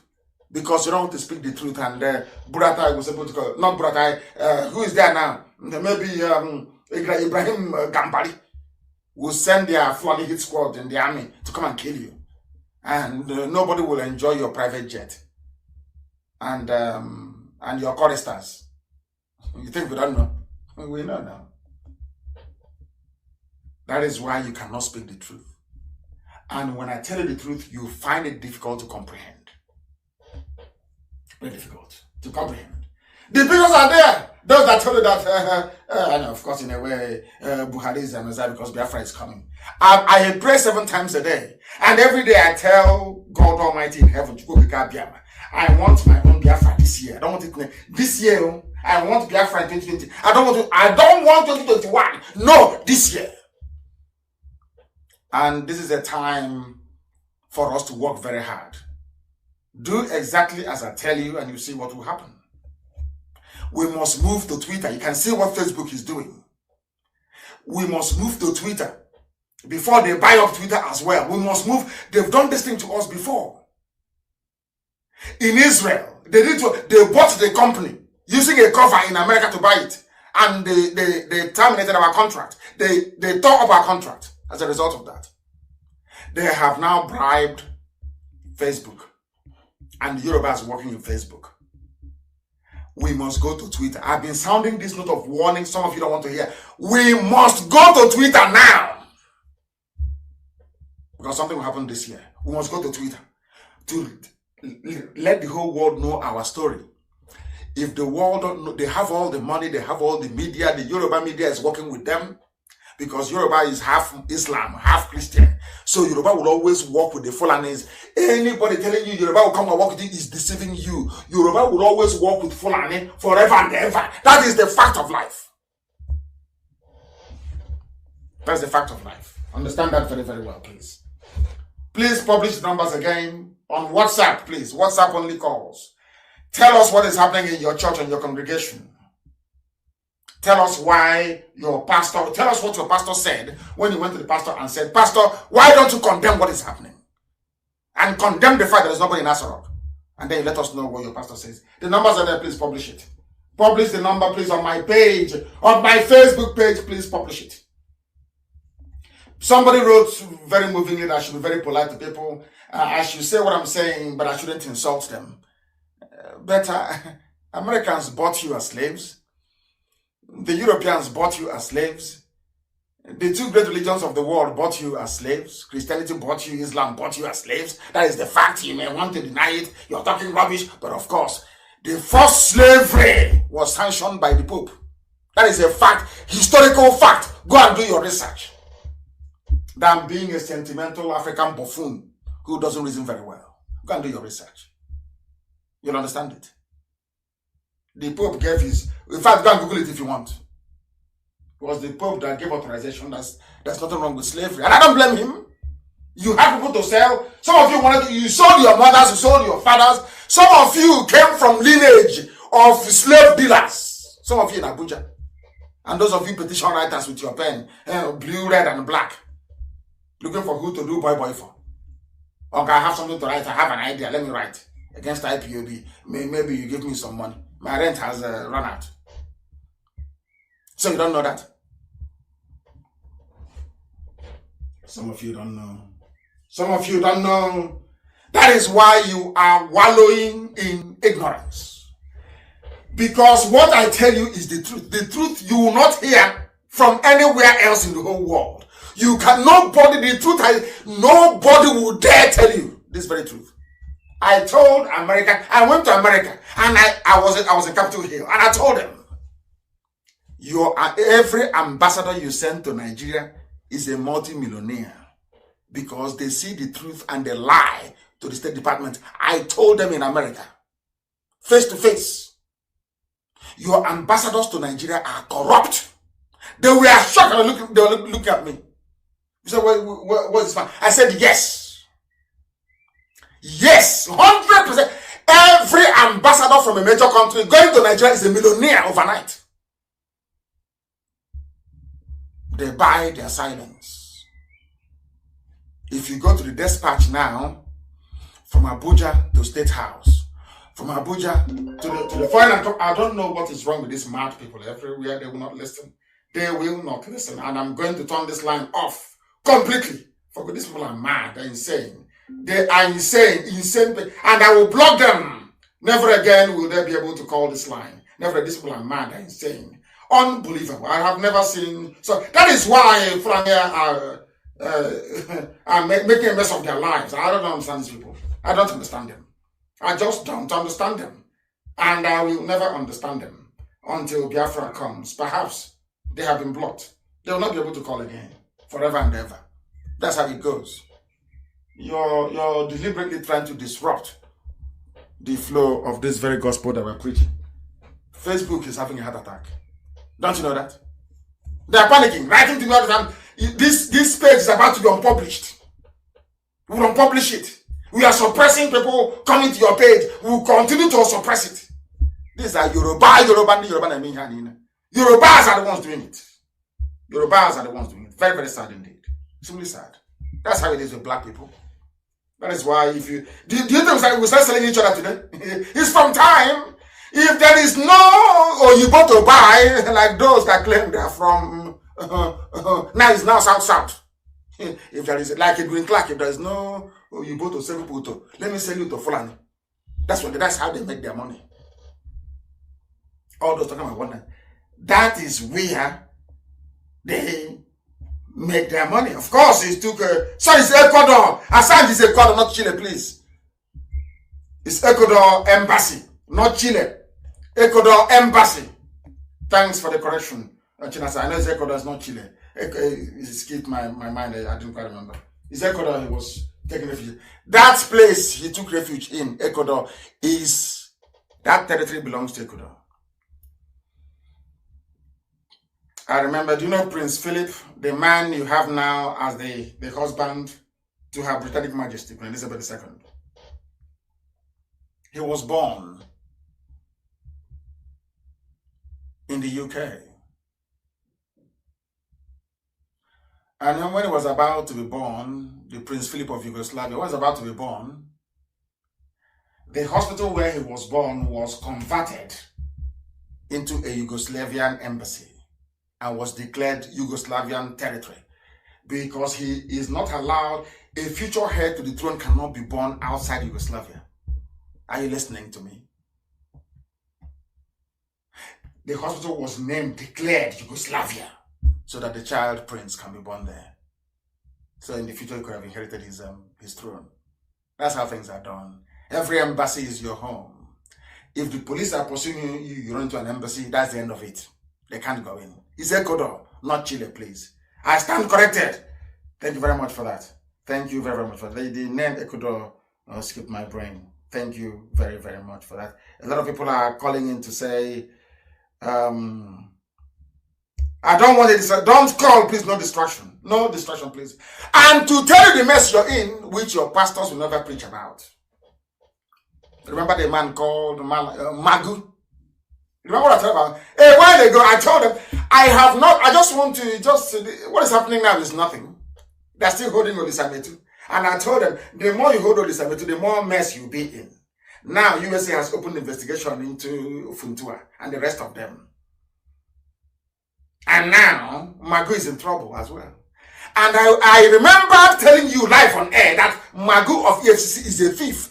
I said my justification for calling for the release of audios of Carl and Olisametu is because Those that claim they are prosecuting, they are thieves themselves.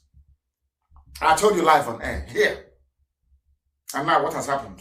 Malami is now writing to the presidency because nobody is there. Nobody can move Magu now. How can I move him? There's no president. He says that, listen to this. The Attorney General of the Federation and Minister of Justice, Mr. Abubakar Malami, has recommended to whoever they are calling Buhari, I don't know who the person is, to sack Magu of EFCC. What did Magu do? He was diverting funds, which means looting the loot, and also insubordination. EFCC Magu, a Fulani man, is a thief, is a criminal, is a robber. But he put Olisametu in jail. Put Ojuso Kalu in jail. Thankfully, Ojuso Kalu is out. And Olisametu must come out. This is only the beginning. By the time we are done with the Fulani Caliphate or Emirate, none of you will go to the US again. All your assets that will be frozen. I told you, that executive order that Trump signed, you don't know what it means. Some of you don't know, because of course we don't read. How can we know? We don't read. Tomorrow somebody will tell me, oh, you're trying to value Caucasians over black people because we have failed to reason. And because we have failed to reason, there is no way I'm going to support evil. It's not possible. And when you are in a country where somebody who scores 2 out of 150, they score 2, and they are made president. Somebody who scored 138, they say you are part of the 5%, you will not even appoint you, will not even consider you. And you're in that country. And you're supporting that country. How do you want me to describe you? How, I ask you, how do you want me to describe you? The list has come out. You'll be like Southern Sudan. I say yes, so may Biafra be like Southern Sudan, because today, Southern Sudan is the fastest growing economy in the whole of Africa. The fastest growing economy in Africa. The fastest growing economy in Africa is South Sudan, because they are free from the Janjaweed of the north. And you're telling everyone, what we want is a restructured Nigeria, we are talking rubbish. Nonsense. We are going, Elohim Chukwu has broken this. What else do you want God to do for you?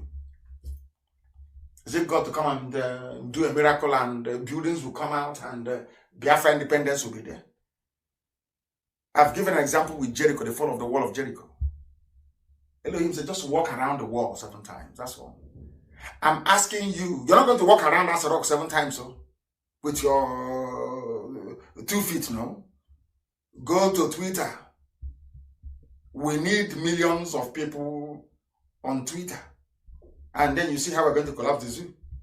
Just overnight. Because there's nobody there. There is nobody there. There is no Buhari. There is no Sibajo. There is no Buhari. There is nobody there. You do as you like. Don't you know that? That's the end of the zoo. The people holding Nigeria are Yoruba Muslims who are intimidating the Yoruba Christians to align with their fellow brotherhood in the north.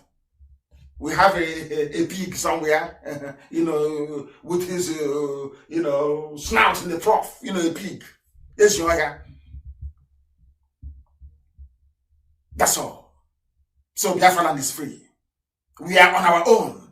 We have some traitors, that is true. We have, Ohanese has been established as a treacherous group of, how can I describe them? I have no words to describe them.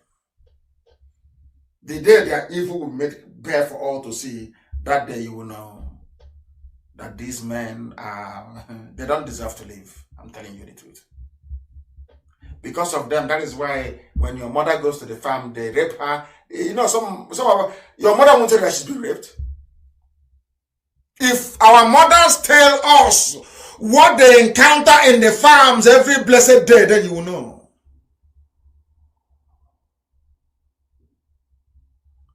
Understand that very well. South Sudan, number 1. Rwanda number 2, Ivory Coast number 3, Cote d'Ivoire number 3, number 4 is Ethiopia, number 5 is Senegal, 6 is Benin Republic, 7 is Uganda, 8 is Kenya, 9 is Mozambique, 10 is Niger, anyway. Burkina Faso is number 11. There is no zoo. A Fulani woman that went to school with only 2 is in charge of your finance, and you want to be considered as a developing country, you are insane. It never happened. No president either. Your pastor will not tell you about this, because let me tell you the truth. No amount of Holy Ghost fire can give you a job. The world is not like that.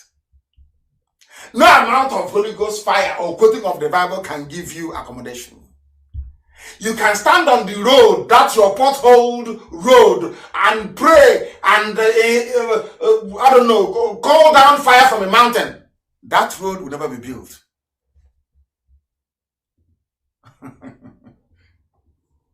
Your pastors should tell you the truth.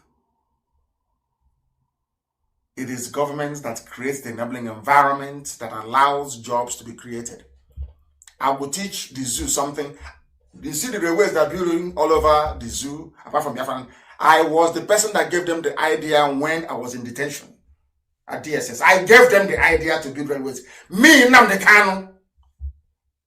I told the Nigerian government to go and build railways. I told them, they were wondering how they can create employment. I gave them the idea. Personally, I gave it to them. But let me give them another advice. Maybe they are too corrupt, they will not be able to understand or implement it. It is called, I've preached this before, political economy. Political economy is the marriage of politics and economics. Now ask yourself, how did China become a major power in the whole world with so many entrepreneurs, billions of them? Are you thinking that all those people, they just transmuted from communism into capitalism overnight? Where did they get the capital from? That is the key thing as an entrepreneur. Where do you intend to get your initial capital from? In a country that is just emerging, what you need to do is you go through the phase of your development called the political economic phase, where the political aspirations match the economic potentials of that very nation. You marry the two together. In other words, you find the government financing capital projects, and those capital projects are built by the companies in that very country so that the money circulates. That is why in China, you have Chinese firms, engineering firms, building skyscrapers, building roads, building bridges, building railways, building sewer systems. So the money stays within.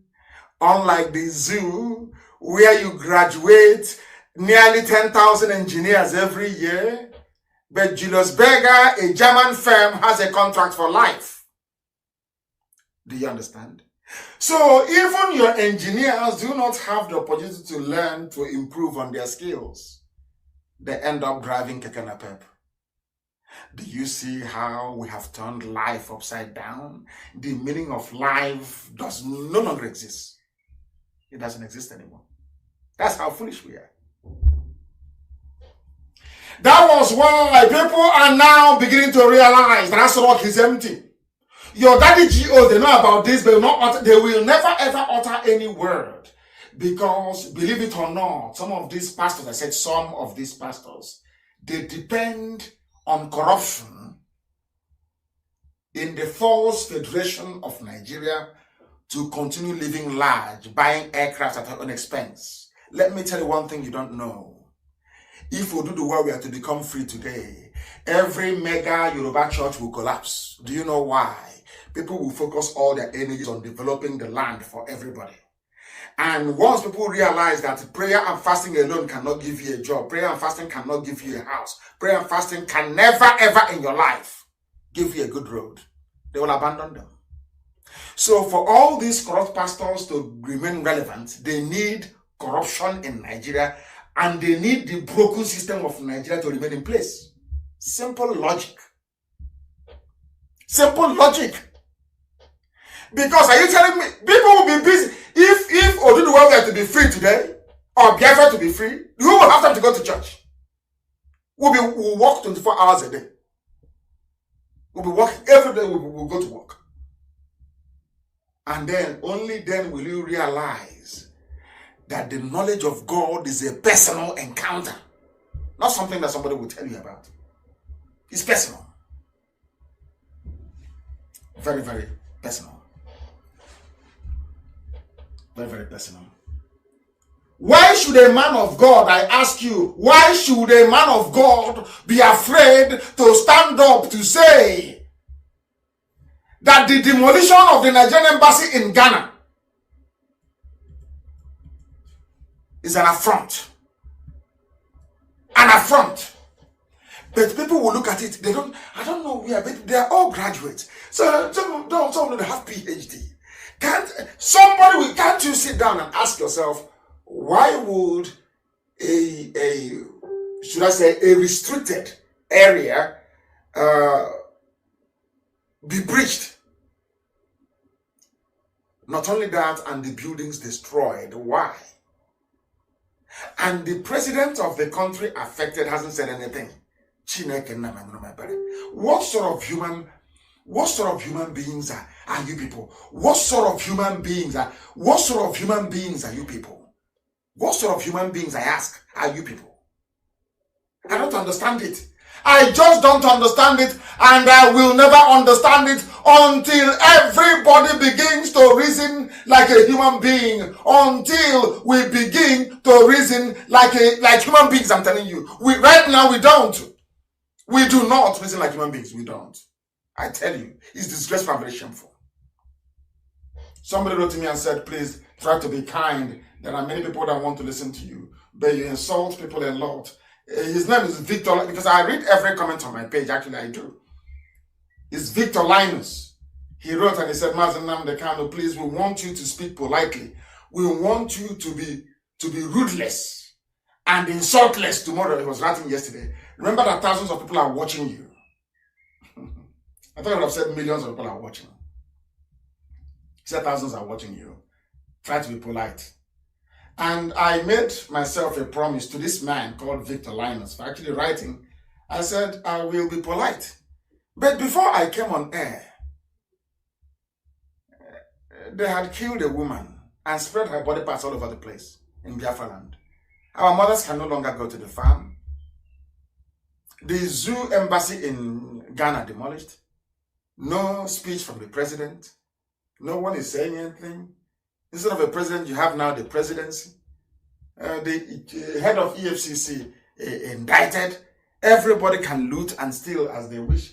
Why won't I insult those who are tolerating such intolerable behavior? That's what I'm asking. So you see, Victor Linus, is not my fault. As long as we continue to be stupid and foolish, it is my duty to continue to call out our people, because anything you do that is foolish, I will tell the whole world. Because this is the reason why we are still undeveloped. There was something that I came across and I was shocked. I posted this, that was 2 days ago. So yesterday, actually, I did. Let me drink some water. I posted something on my page about Papua New Guinea, how they are treating black people there. Something struck me. Why is it all over the world, where people are suffering is always black people? Why? And then it came back to what I used to say all the time. The way we reason is flawed. That is number one. And number two, Africa is nothing to write home about. Black Africa is a disgrace.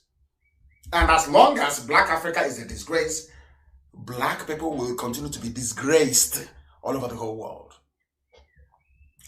And Africa will remain in darkness until the light that is Biafra is allowed or is switched on, more or less. Until Biafra is switched on by virtue of independence, Africa will continue to dwell in darkness. And every black person anywhere in the world is a fair game. People can do to them whatever they like. Why am I saying this? Because even in Iraq, can you believe that? Black Iraqis, there are black people in Iraq as well. And they are suffering. I want it posted, please.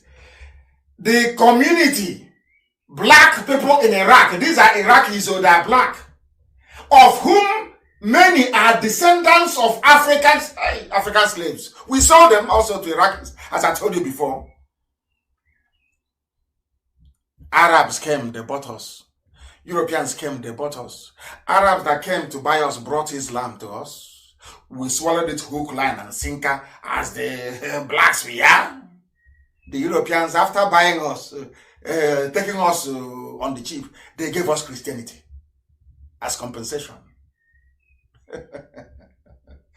That is why today you have a community of black people, descendants of slaves. They are in Iraq, and they are crying also. They said, what happened to George Floyd has taught them a lesson that they too are suffering in Iraq of all places. There are blacks there. How did they get there? Through slavery. And who sold them? Fellow black people in Africa. And you want God to love you. That is why that Bible you're carrying, sometimes you're wasting your time. What God wants you to do, you have not done it. True repentance can only come by setting the children of God free. Until that happens, your daddy G.O. will never speak out against the evil happening because he is a direct beneficiary. He is benefiting from the corruption in Nigeria. Without corruption, how are you going to have mega churches? How? People go to church because they are suffering. People are in pain. That is hunger and poverty. So they have to go somewhere to look for a miracle. When you're comfortable and you're very wealthy, are you looking for a miracle? Then, only then can you worship God with clarity of mind and a sense of purpose. Not when you're hungry. You do anything to survive. If they say, give me that 100 naira you have now, so that God will bless you tomorrow, you have food tomorrow, you will give the person immediately. That is why they preach prosperity. They don't preach salvation. They preach prosperity. Like God said, go and multiply you, I'll give you all the riches. And they are flying in their private aircrafts. And you can't even go to the farm to go and harvest cassava, to fry garri to sell, to pay the tithes for next week. And if you give them, they will take. They see all this evil happening, they say nothing. I am saying it now and I will keep saying it. We black people, we need to apologize for our role in slavery. We started the selling of people. We did. Africans did. Africans must apologize. Not Europeans or Americans. So in our next life, we'll learn how to value life. I've shown it to you in the book of Exodus. 21:16. The day we started selling people through the coastal region of Biafra land, through Ijaw land, we started selling them. That was the day that God said bye-bye to Africa. That you people are evil. You are the only people in the history of humanity to commercialize the sale of your own people. In the history of the whole world. I want God to, you're going against the word of God. I want God to love you. I think some people are insane. You don't know God. That means some of you don't know God. You don't know. The God you claim you worship, you don't know him. You have no idea who he is and how he operates. He gave you a commandment. Do not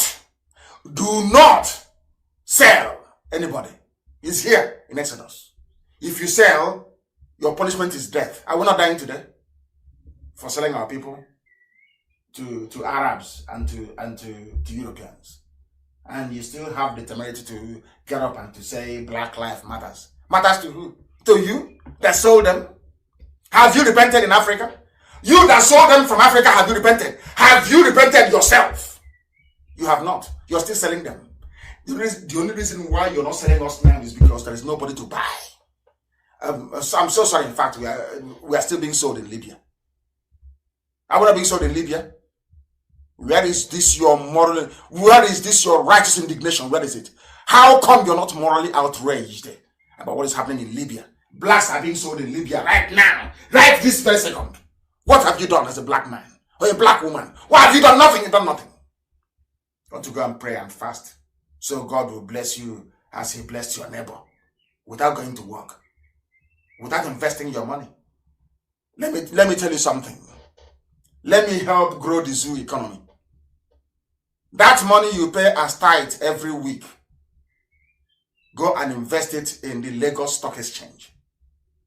Put that money there, and after 1 year, you go back and see that is correct blessing. You see it before your eyes. You will see God blessing you immediately. All the money you gave to your daddy GO to buy jet, how did you benefit from it? All the money you gave to daddy GO to go and buy private jet and build mansions, how did you benefit? The money you give to IPOB, we are fighting for Biafra, and Biafra will come, you will see it. That is what is getting you. The money you give to the GO, what is it going to get for you? Unless you're telling me that to get into the kingdom of heaven, you need to buy your way through. Is that it? Of course, the people are complaining that the Facebook is cracking very seriously. Of course, it will crack. It will crack. Let us stop let us please go to YouTube and you go to I don't know if Radio Biafra is stable. I don't know if Radio Biafra Live is stable. Radio Biafra is stable. I think it is stable. My page is under tremendous attack. Heavy attack. We are going to come out of it and then restart it all over again on Facebook, please. Try to bear with us. We are going back. They can't handle this gospel, can they? Ezioku Chineke. They cannot handle it. They can't. How can they handle it? It is impossible. They can't. Because they are criminals. They are criminals. They are criminals. They cannot handle it. They can't handle it. We are going back live on my page, of course. We are going back live on my page. We're going back live on my page. We are back again live on my page. On Facebook, at Mazi Nnamdi Kanu. The whole world is listening. The time now is precisely, I think, in the blessed land of Biafra, it is 9 p.m. 9 p.m. in the blessed land of Biafra. I think they have shut the whole thing down altogether. Anyway, I think they have shut it down. I don't think. They don't want me to broadcast on my page anymore. Oh, nothing. They're coming back now. They're coming back. Oh, dear. Zoo. And their Yoruba sidekicks. Radio Biafra is very clear. They're saying, Amy Patrick said I should continue. Yes. Abaneje. Yes, they said I should continue. Radio Biafra is loud and clear. So Radio Biafra is okay then. It's okay. That's very good. Then we are back again on my page. We are back again on my page.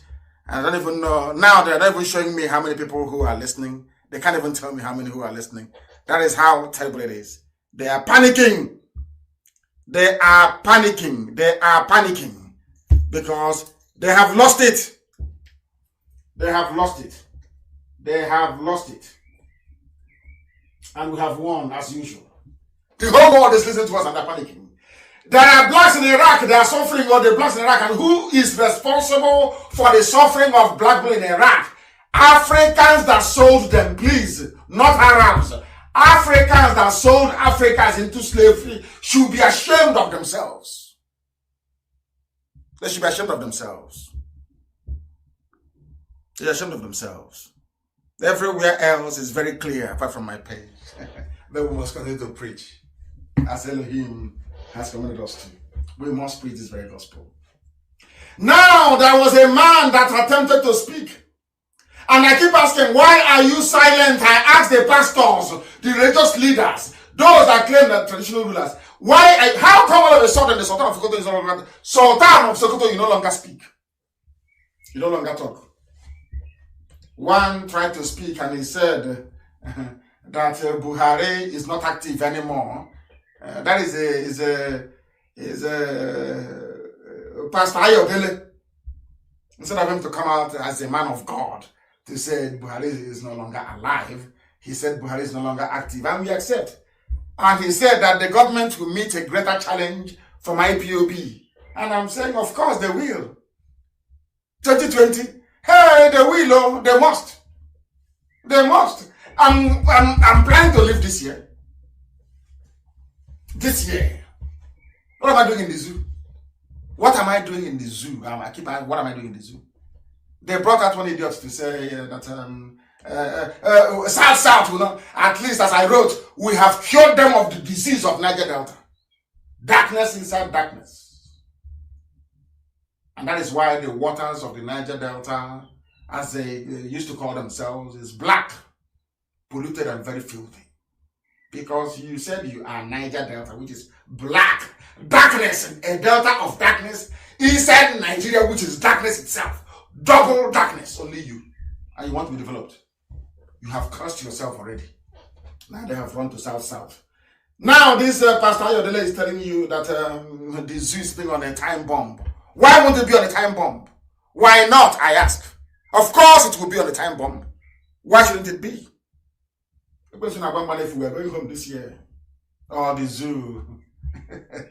Anyway, let me not say much. I will continue to focus my lectures on these critical areas, given that it has come to our understanding that the root of all the problems associated with the shameful plight of a black man, or should I say black people all around the world, stems from, it is coming from our subconscious ignorance.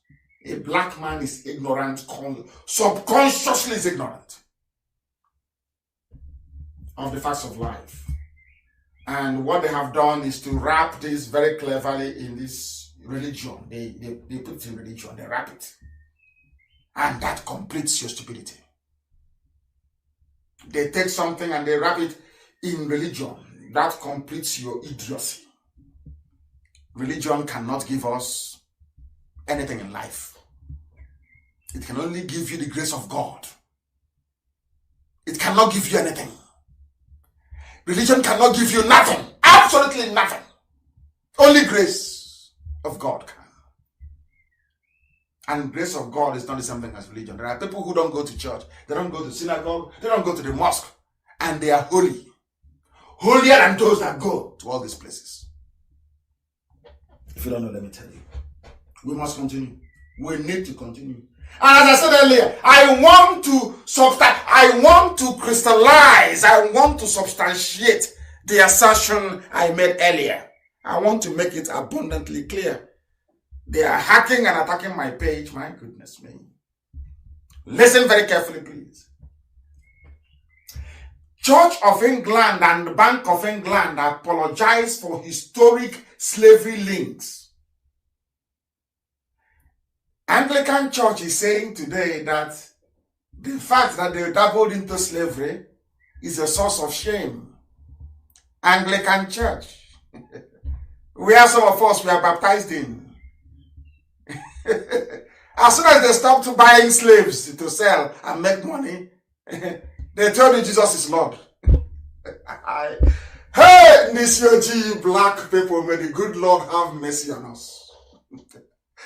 Hey, no wonder they call us nigger, call us everything, relegate us to the background, everything horrible they do to us, and they get away with it. A whole church of God. In that same, they come with the Bible, mind you. They brought good news, Bible, the knowledge of Jesus Christ. And what is the Bible? The Bible comprises of the Old and the New Testament.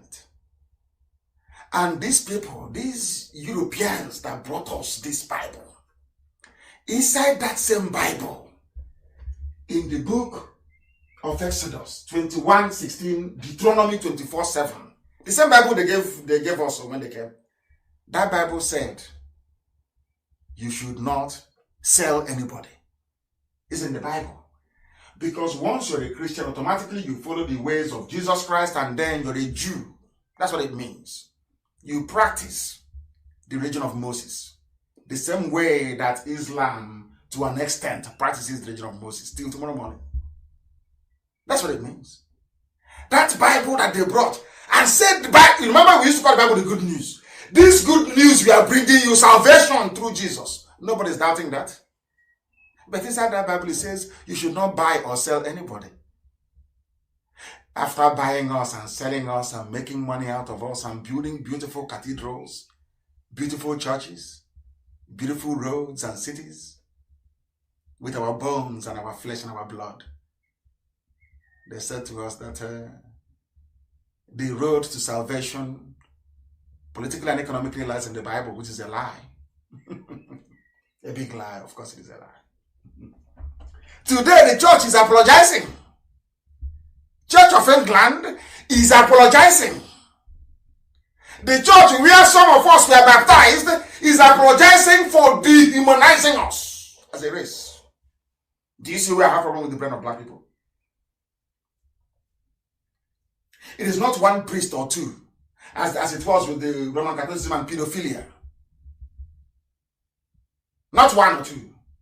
The whole church sat down, maybe did their synod meeting, and decided it will be economically viable for the Church of Jesus Christ, of Anglican Communion, to go and start selling fellow human beings from Africa to make money.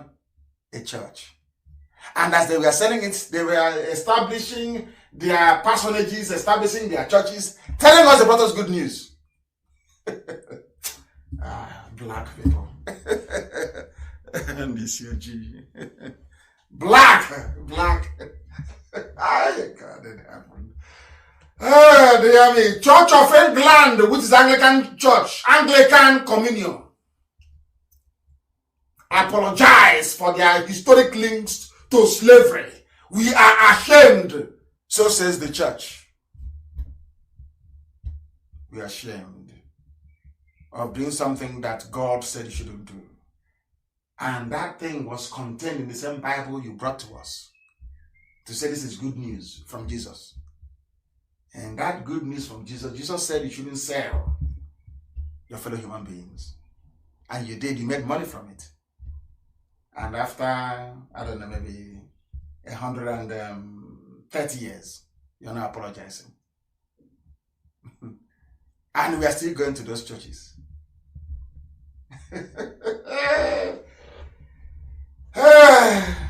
This UG black. If you want to debate anything I've said, you debate me. Don't hide behind your foolishness and ignorance to talk crap. Debate me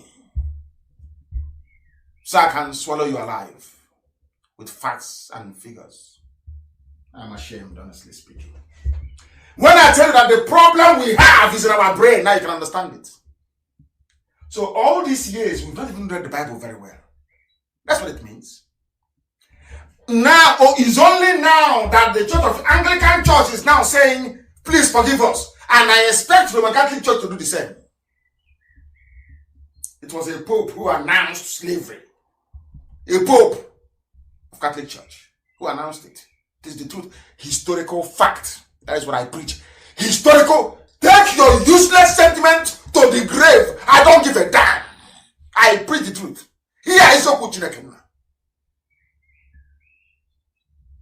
Disprove me based on the points that I raise. Not on your stupid village African sentiment. Have no time for that rubbish. Did Anglican Church dabble into slavery or not? The answer is yes. Was slavery not condemned by God in the Bible? Yes. Some will tell me, but the Bible said, be loyal to your slave, be loyal to your master. I said it's because you're a black African man, you have no sense of reasoning.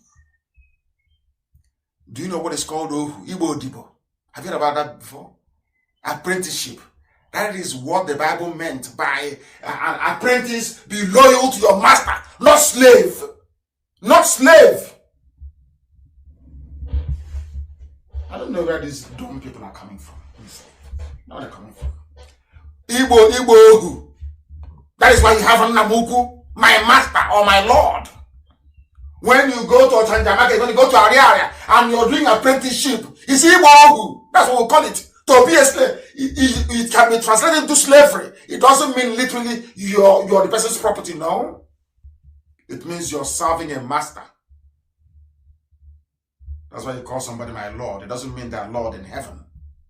It means somebody you serve. That's the meaning of it. Some of us, we go to school, we don't even understand I won't use the word minutiae, nuances of English language. We don't know it. We don't know it. But we are all intellectuals, aren't we? We are all intellectuals. I don't know what is happening. They are panicking. I don't know. Maybe they have shut down my page. I have no idea. The gospel is too hot. They cannot handle it. Darkness is fleeing. They cannot handle it. The children of perdition, the offsprings of Lucifer, cannot handle this gospel this evening. It's too hot for them. Disprove me on the facts, not your stupid sentiments. I'm not doing anything with it. I want facts. Biafra will be run on facts and figures. For your information. We are the ones fighting for Christianity. I am the one fighting for Christianity. I am fighting for Christianity, me. Our forefathers, as I wrote very convincingly, our ancestors were never afraid of any subject. Never. Everything was discussed in the open. Don't discuss religion. Then you are not prepared for Biafra then. That's what it means. You are not ready for Biafra. Am I asking you not to believe in the nonsense that you believe in? Did I stop anybody from believing in whatever thing that you believe in? I am an Igbo man, an Igbo Biafran. And I grew up in the village. Not all this, but I grew up in the township that know nothing. I grew up in the village. Onye na chiya, you and it's between you and your God. Sometimes when you do something, they'll say, which means that's the agreement between you and your God. Even your mother will tell you that. Sometimes a mother will lose a child. And you see people coming to console the mother, and the mother will say, that was the decision my child reached with his God. Some of you did not grow up in the village, so you don't know any of these things. You have no idea what they are. Spirituality in the township is different from the one we got in the village. Very, very different, I tell you.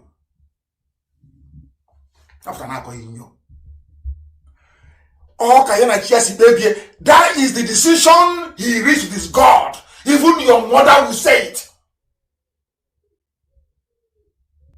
Which means that everybody, spirituality and the knowledge of God is a personal thing. It is not a group thing. It is personal between you and your God. That is why somebody can come out and go to the Father's shrine and destroy it and start a new one.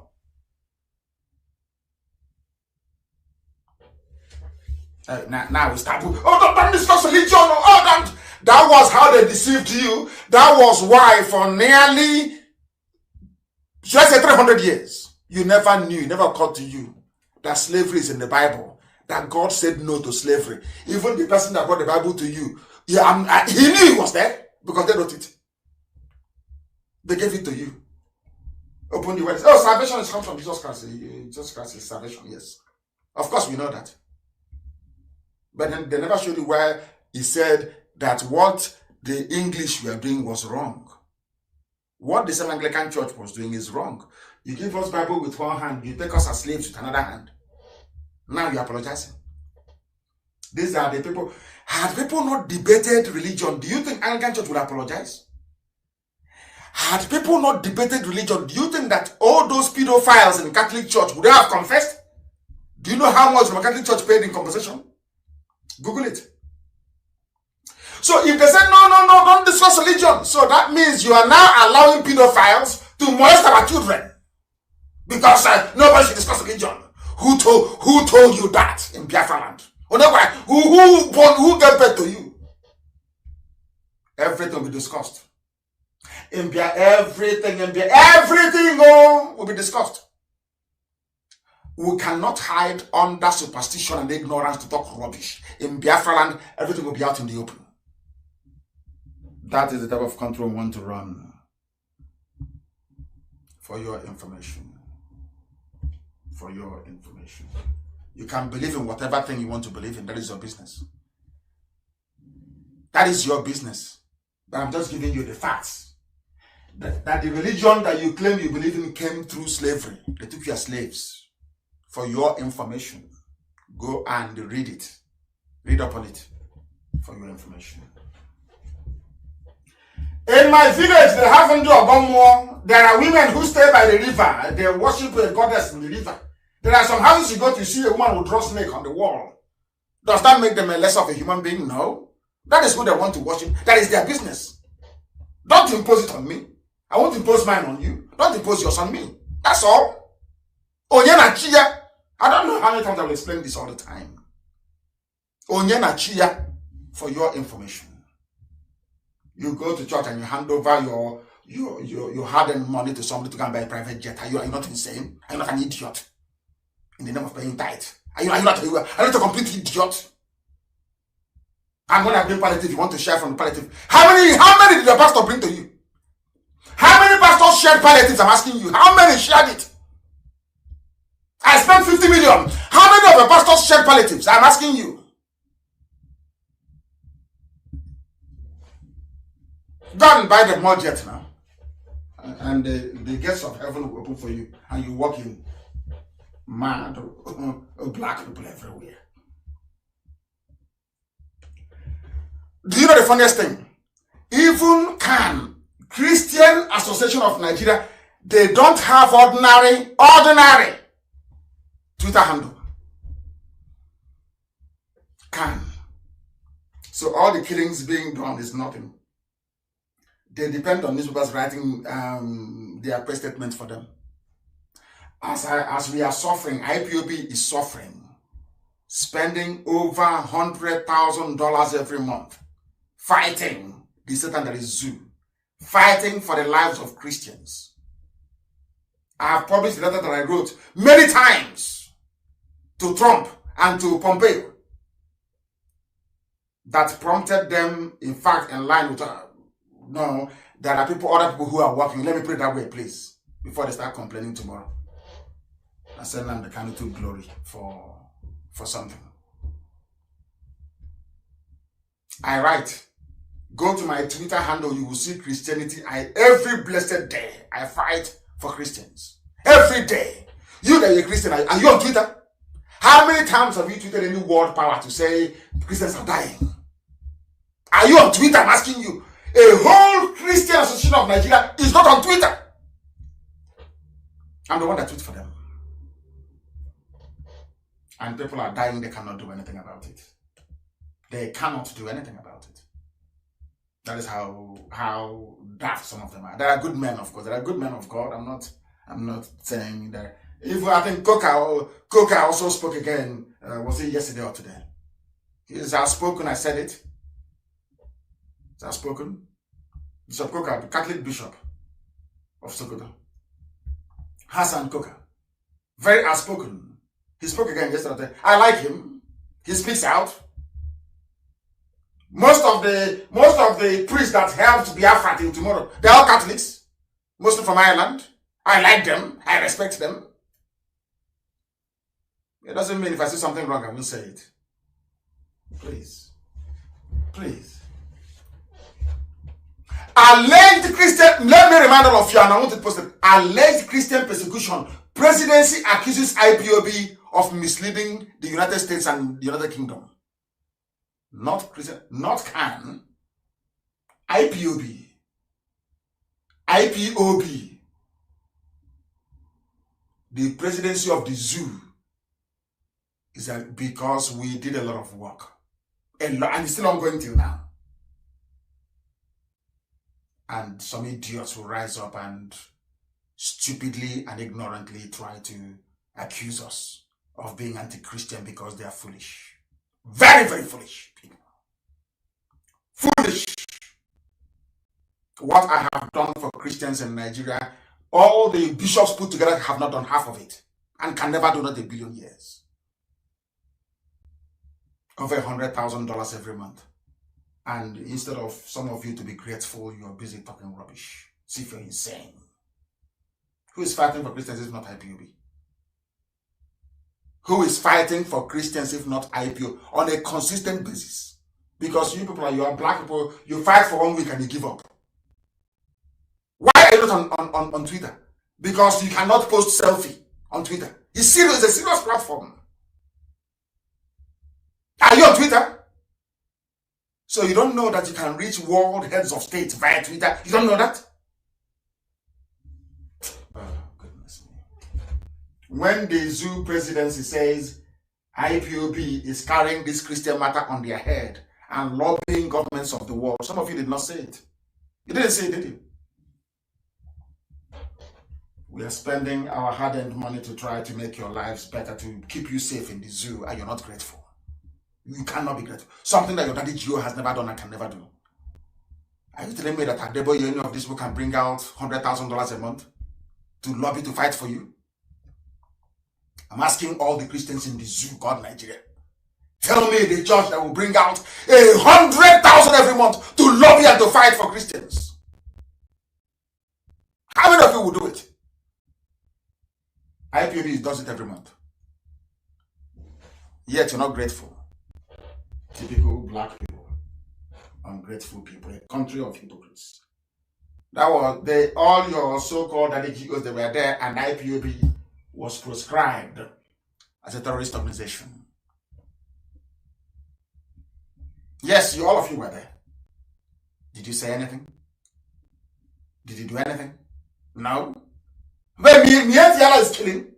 Mietiala is everywhere, killing, raping, murdering people. They are not a terrorist group, but IPOB. Because light is in us and there is darkness in most of you. Darkness, most of you. And you're afraid of the truth. I will tell you the truth. Look at Mali, reported by New York Times. Ordinary Mali in Bamako, in Mali, on Friday, people came out asking for the president to resign. They've had enough. But in the zoo, can you do it? I want to pose a very simple question to Christians in the zoo. Simple question. What do you think would happen if all of you were to come out tomorrow morning? All the daddy GOs in the zoo called Nigeria were to come out tomorrow morning and to say, enough is enough. Let everybody go on the streets and protest. The zoo will come to an end and your life will be better. But they will never do it. They will never ever do it. Do you know why? Because your daddy GO benefits from corruption. Because the reason why they get tight from you is because you are poor. Mentally poor. That is why they do that. Our problem is numerous, black people. Do you see Togo? I want to use Togo as an example. Do you see ordinary Togo? Togo Nkete. Ordinary Togo here. Togo is a very fine example of the depth. I do promise Levinos that after today, of course, things will be different from Wednesday onwards. I will encourage our people, black people all over the world. I will encourage them.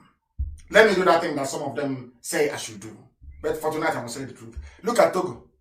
Do you know that Togo was once a German colony? Germany used to own Togo. They used to speak German as their lingua franca. And in 1945, after the war, they used Togo to compensate France. In 1945, they were handed over like a Kwanakwana, handed them over like a prostitute over to France. Their lingua franca is now French. Hey, black people, black, this UG, black. And I'm telling you, if the world decides tomorrow to hand them over to Sweden, they will be Swedish. Only in Africa. And when you challenge them and say to them, the reason why they can hand you over like a parcel from one is because of the way you reason, they don't understand it. They think you hate them. They think you hate Christianity. I'm telling a black man, the way you reason is flawed. Togo is an example of the hopelessness of a black man. Before it was German, now it is French. Are we okay at all? Oh, dear me, unbelievable. And if we're not the same one.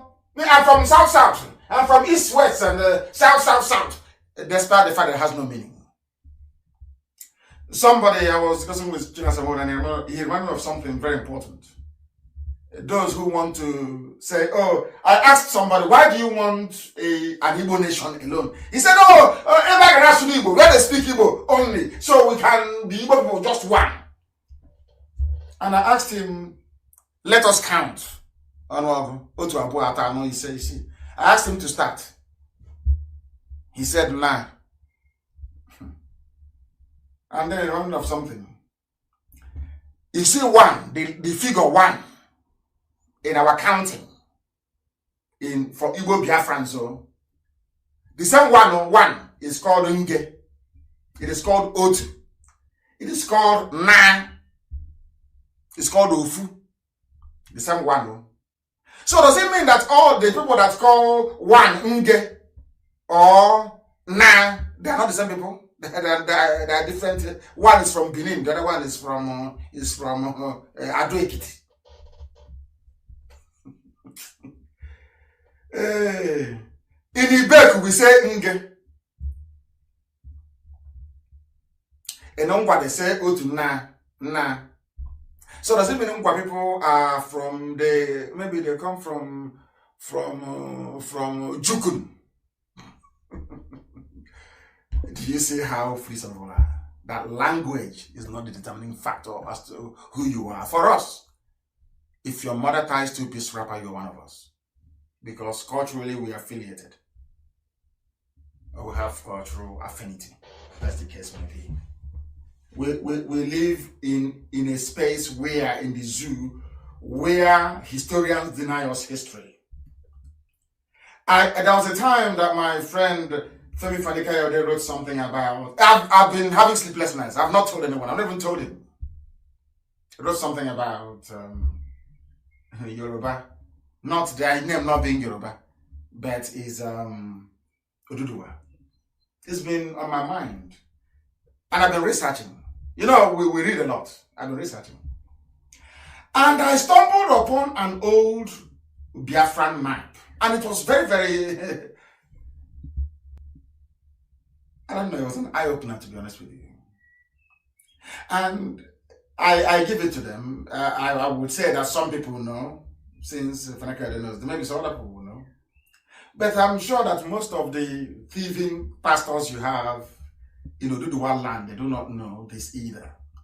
I even read some piece where some people attacked Fanaka because of it. Said, oh, you don't know what, you know in the zoo, when you're educated in the zoo, you reason backwards. When somebody makes a very serious allegation or advances a hypothesis, your job is to go and investigate before you start allowing your emotions to run wild and crazy. Fanika said that Yoruba doesn't exist. It's an insult, it's an insultive word like Nyamli. I know the funniest thing, it is true. I looked at this African map, old map. Oh. I can see Biafra very clearly on the eastern flank. And very close to the north, the north of Kwara State, you have a Yariba. This is the first time I'm seeing Yoruba on a map. But it's not called Yoruba, it's called Yariba. Yarriba. But Biafra was spelled correctly. Even Benin was spelled correctly with Benin, B-E-N-I-N. Zaria was spelled correctly. Kanu was spelled correctly. It's only Katsina they called Katsina. Maybe it's the Katsina is the emphasization. Maybe this is the correct one. Every name was correct. Dahomey was spelled correctly. If Abome was spelled correctly. Ivory Coast was correct. But Yoruba was spelled Yariba. And very close to the north. Unbelievable. Unbelievable. And that is the first time And I'm saying it. And I did a bit more research and I discovered that it is actually true. That the Europeans, according to this very man they called Johnson, the history of the Yorubas they wrote in 1897, that the Europeans, when they encountered Hausa people, they said, they described the Yorubas as Yariba people who are untrustworthy. And the Yorubas did not change the name. They retained it. We said no to ours. The same way we call them Aboki. You cannot see another person say, oh, I'm Aboki, or our area is now known as Aboki. No. They gave us Nyamri, we said no. It's not our name. We are Igbo, or we are Biafra. Call us anything you like, but not Nyamri. They called the Yorubas Yariba, untrustworthy, unreliable people, and the Yorubas accepted it. Do you know why they accepted it? Because of the disproportionate influence of Yoruba Muslim in the lives of Oduduwa people. I told you, anything comes from Sokoto Caliphate, Oduduwa Muslims will swallow it hook, line, and sinker. That's what happened. They lost their name. They are now answering the names of those who conquered them in Ilorin. And another thing is quite interesting, you know, it's quite astonishing, is the predominance of Bini Kingdom throughout this era. Predominance of Bini Kingdom. And the Yorubas were actually called, the Oduduwas were called Yariba, and they accepted it. Just like Niger Delta, a place of darkness inside darkness. This one, Yariba, meaning dubious people, and they accepted it. And as I told you, your name will always follow you. And what is happening today? Anyway, that is a story for another day. But Yoruba has no meaning. It's Oduduwa, is your name. I have this map. Please, can you publish it so they can see it? Her name is Yariba. It's a very, very uncomfortable name to bear, to be honest with you. Very sad indeed. Oduduwa children should rise up, and from today we refer to them as Oduduwa people, not Yoruba anymore, please. Because Yoruba doesn't exist. It was a very terrible name given to them by Fulani people. Please. Their name is Oduduwa. They are the sons and daughters of Oduduwa. They are not Yariba. Yariba is a derogatory name, please. It is here, and the map is here. Yariba. So Fanny Kayode was right. Yarriba. It's here in the map. Please, can you publish it? That the world may know. It is free lesson that we give them here. We teach you history here for free. For free. The Janjaweeds are preparing to fight us. They are preparing to go to war. Our daughters are being cut into pieces and put everywhere. As usual, as you would expect them to be. Biafrans in America are sleeping. In the next 2,000 years, when they have no home, they'll start looking for somebody to apologize to them. Now they have a chance to make headway. They're not taking that opportunity. We must warn them. The defense of Biafra land will be done under one command. Not two, not three. All these stupid, the idiots, the criminals are advocating for a separate village vigilante. That's how foolish they are. They saw that the Oduduwa people, they had a Motekun under one command. The Fulani terrorists have one command, Mietiana, one command. But you see, they claim they went to school. They claim they're educated. When it comes to us, they want every village to have, if you have 2 double barrels, if you have one gun, organize yourself, village by village, vigilante. This is how they did. They claim they went to school. That is not what we want. Even the vigilante in the villages, they're all IPOB anyway. Everybody's IPOB, for information. And we are under one central indisputable command, which I lead. One command the whole world over. One command. All that your useless, autonomous rubbish doesn't apply. After we defeat our enemies, we can now go to our tents, O Israel. But for now, under one command. That is how you defeat the enemy. Do you understand it? All of you idiots in Abuja running around with your big red, black, and blue, looking for somebody to write petition for, so you can get money. Go back to your useless unemployment and leave the matters of state to those who know it. Statecraft is not meant for gossipers and idle minds. We are onto something very big. Only one command, please. All these people advocating, going through town unions, are they not the same town unions that gave our land to Mietiala?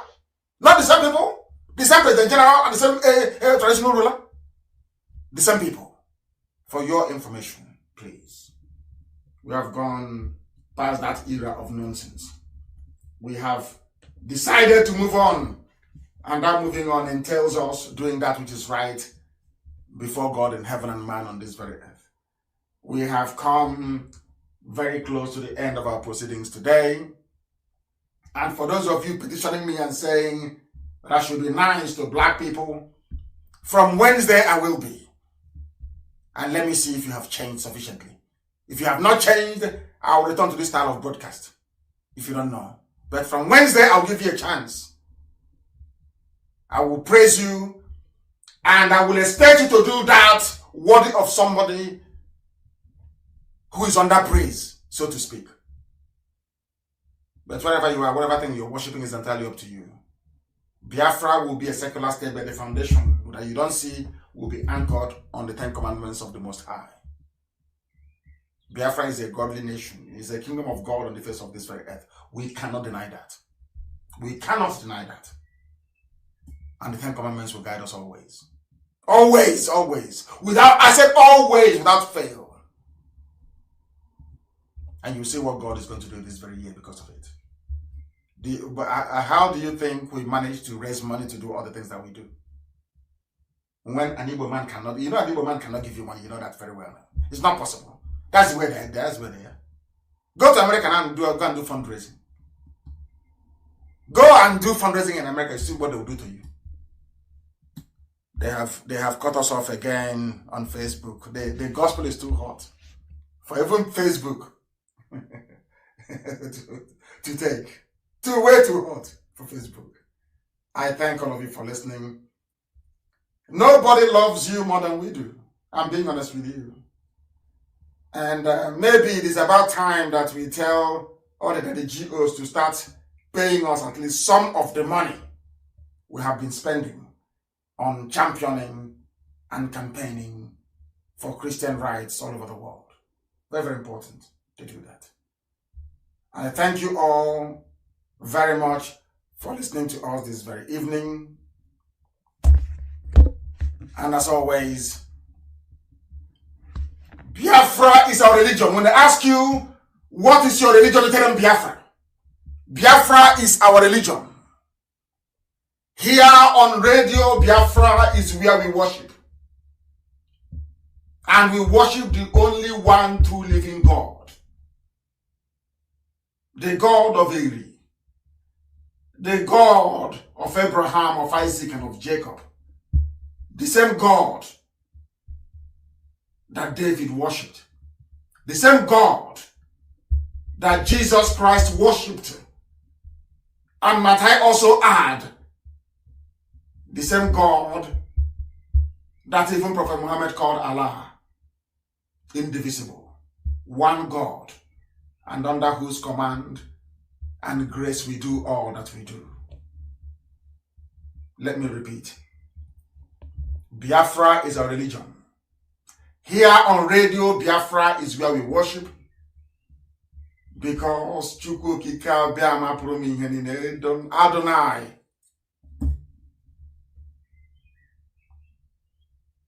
El Shaddai, Elohim, is our God. From me,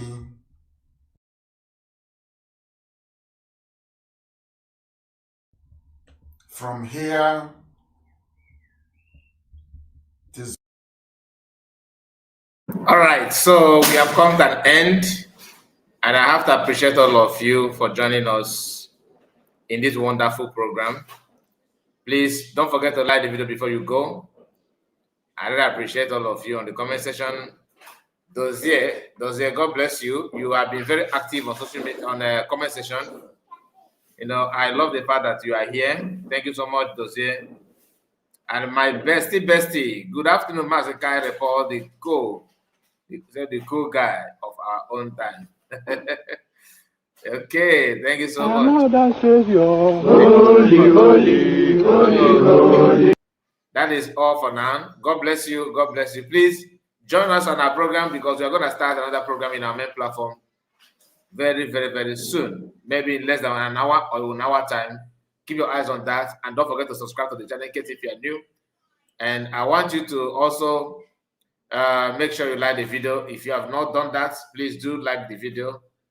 Make sure you like the video. Thank you. Thank you. God bless you.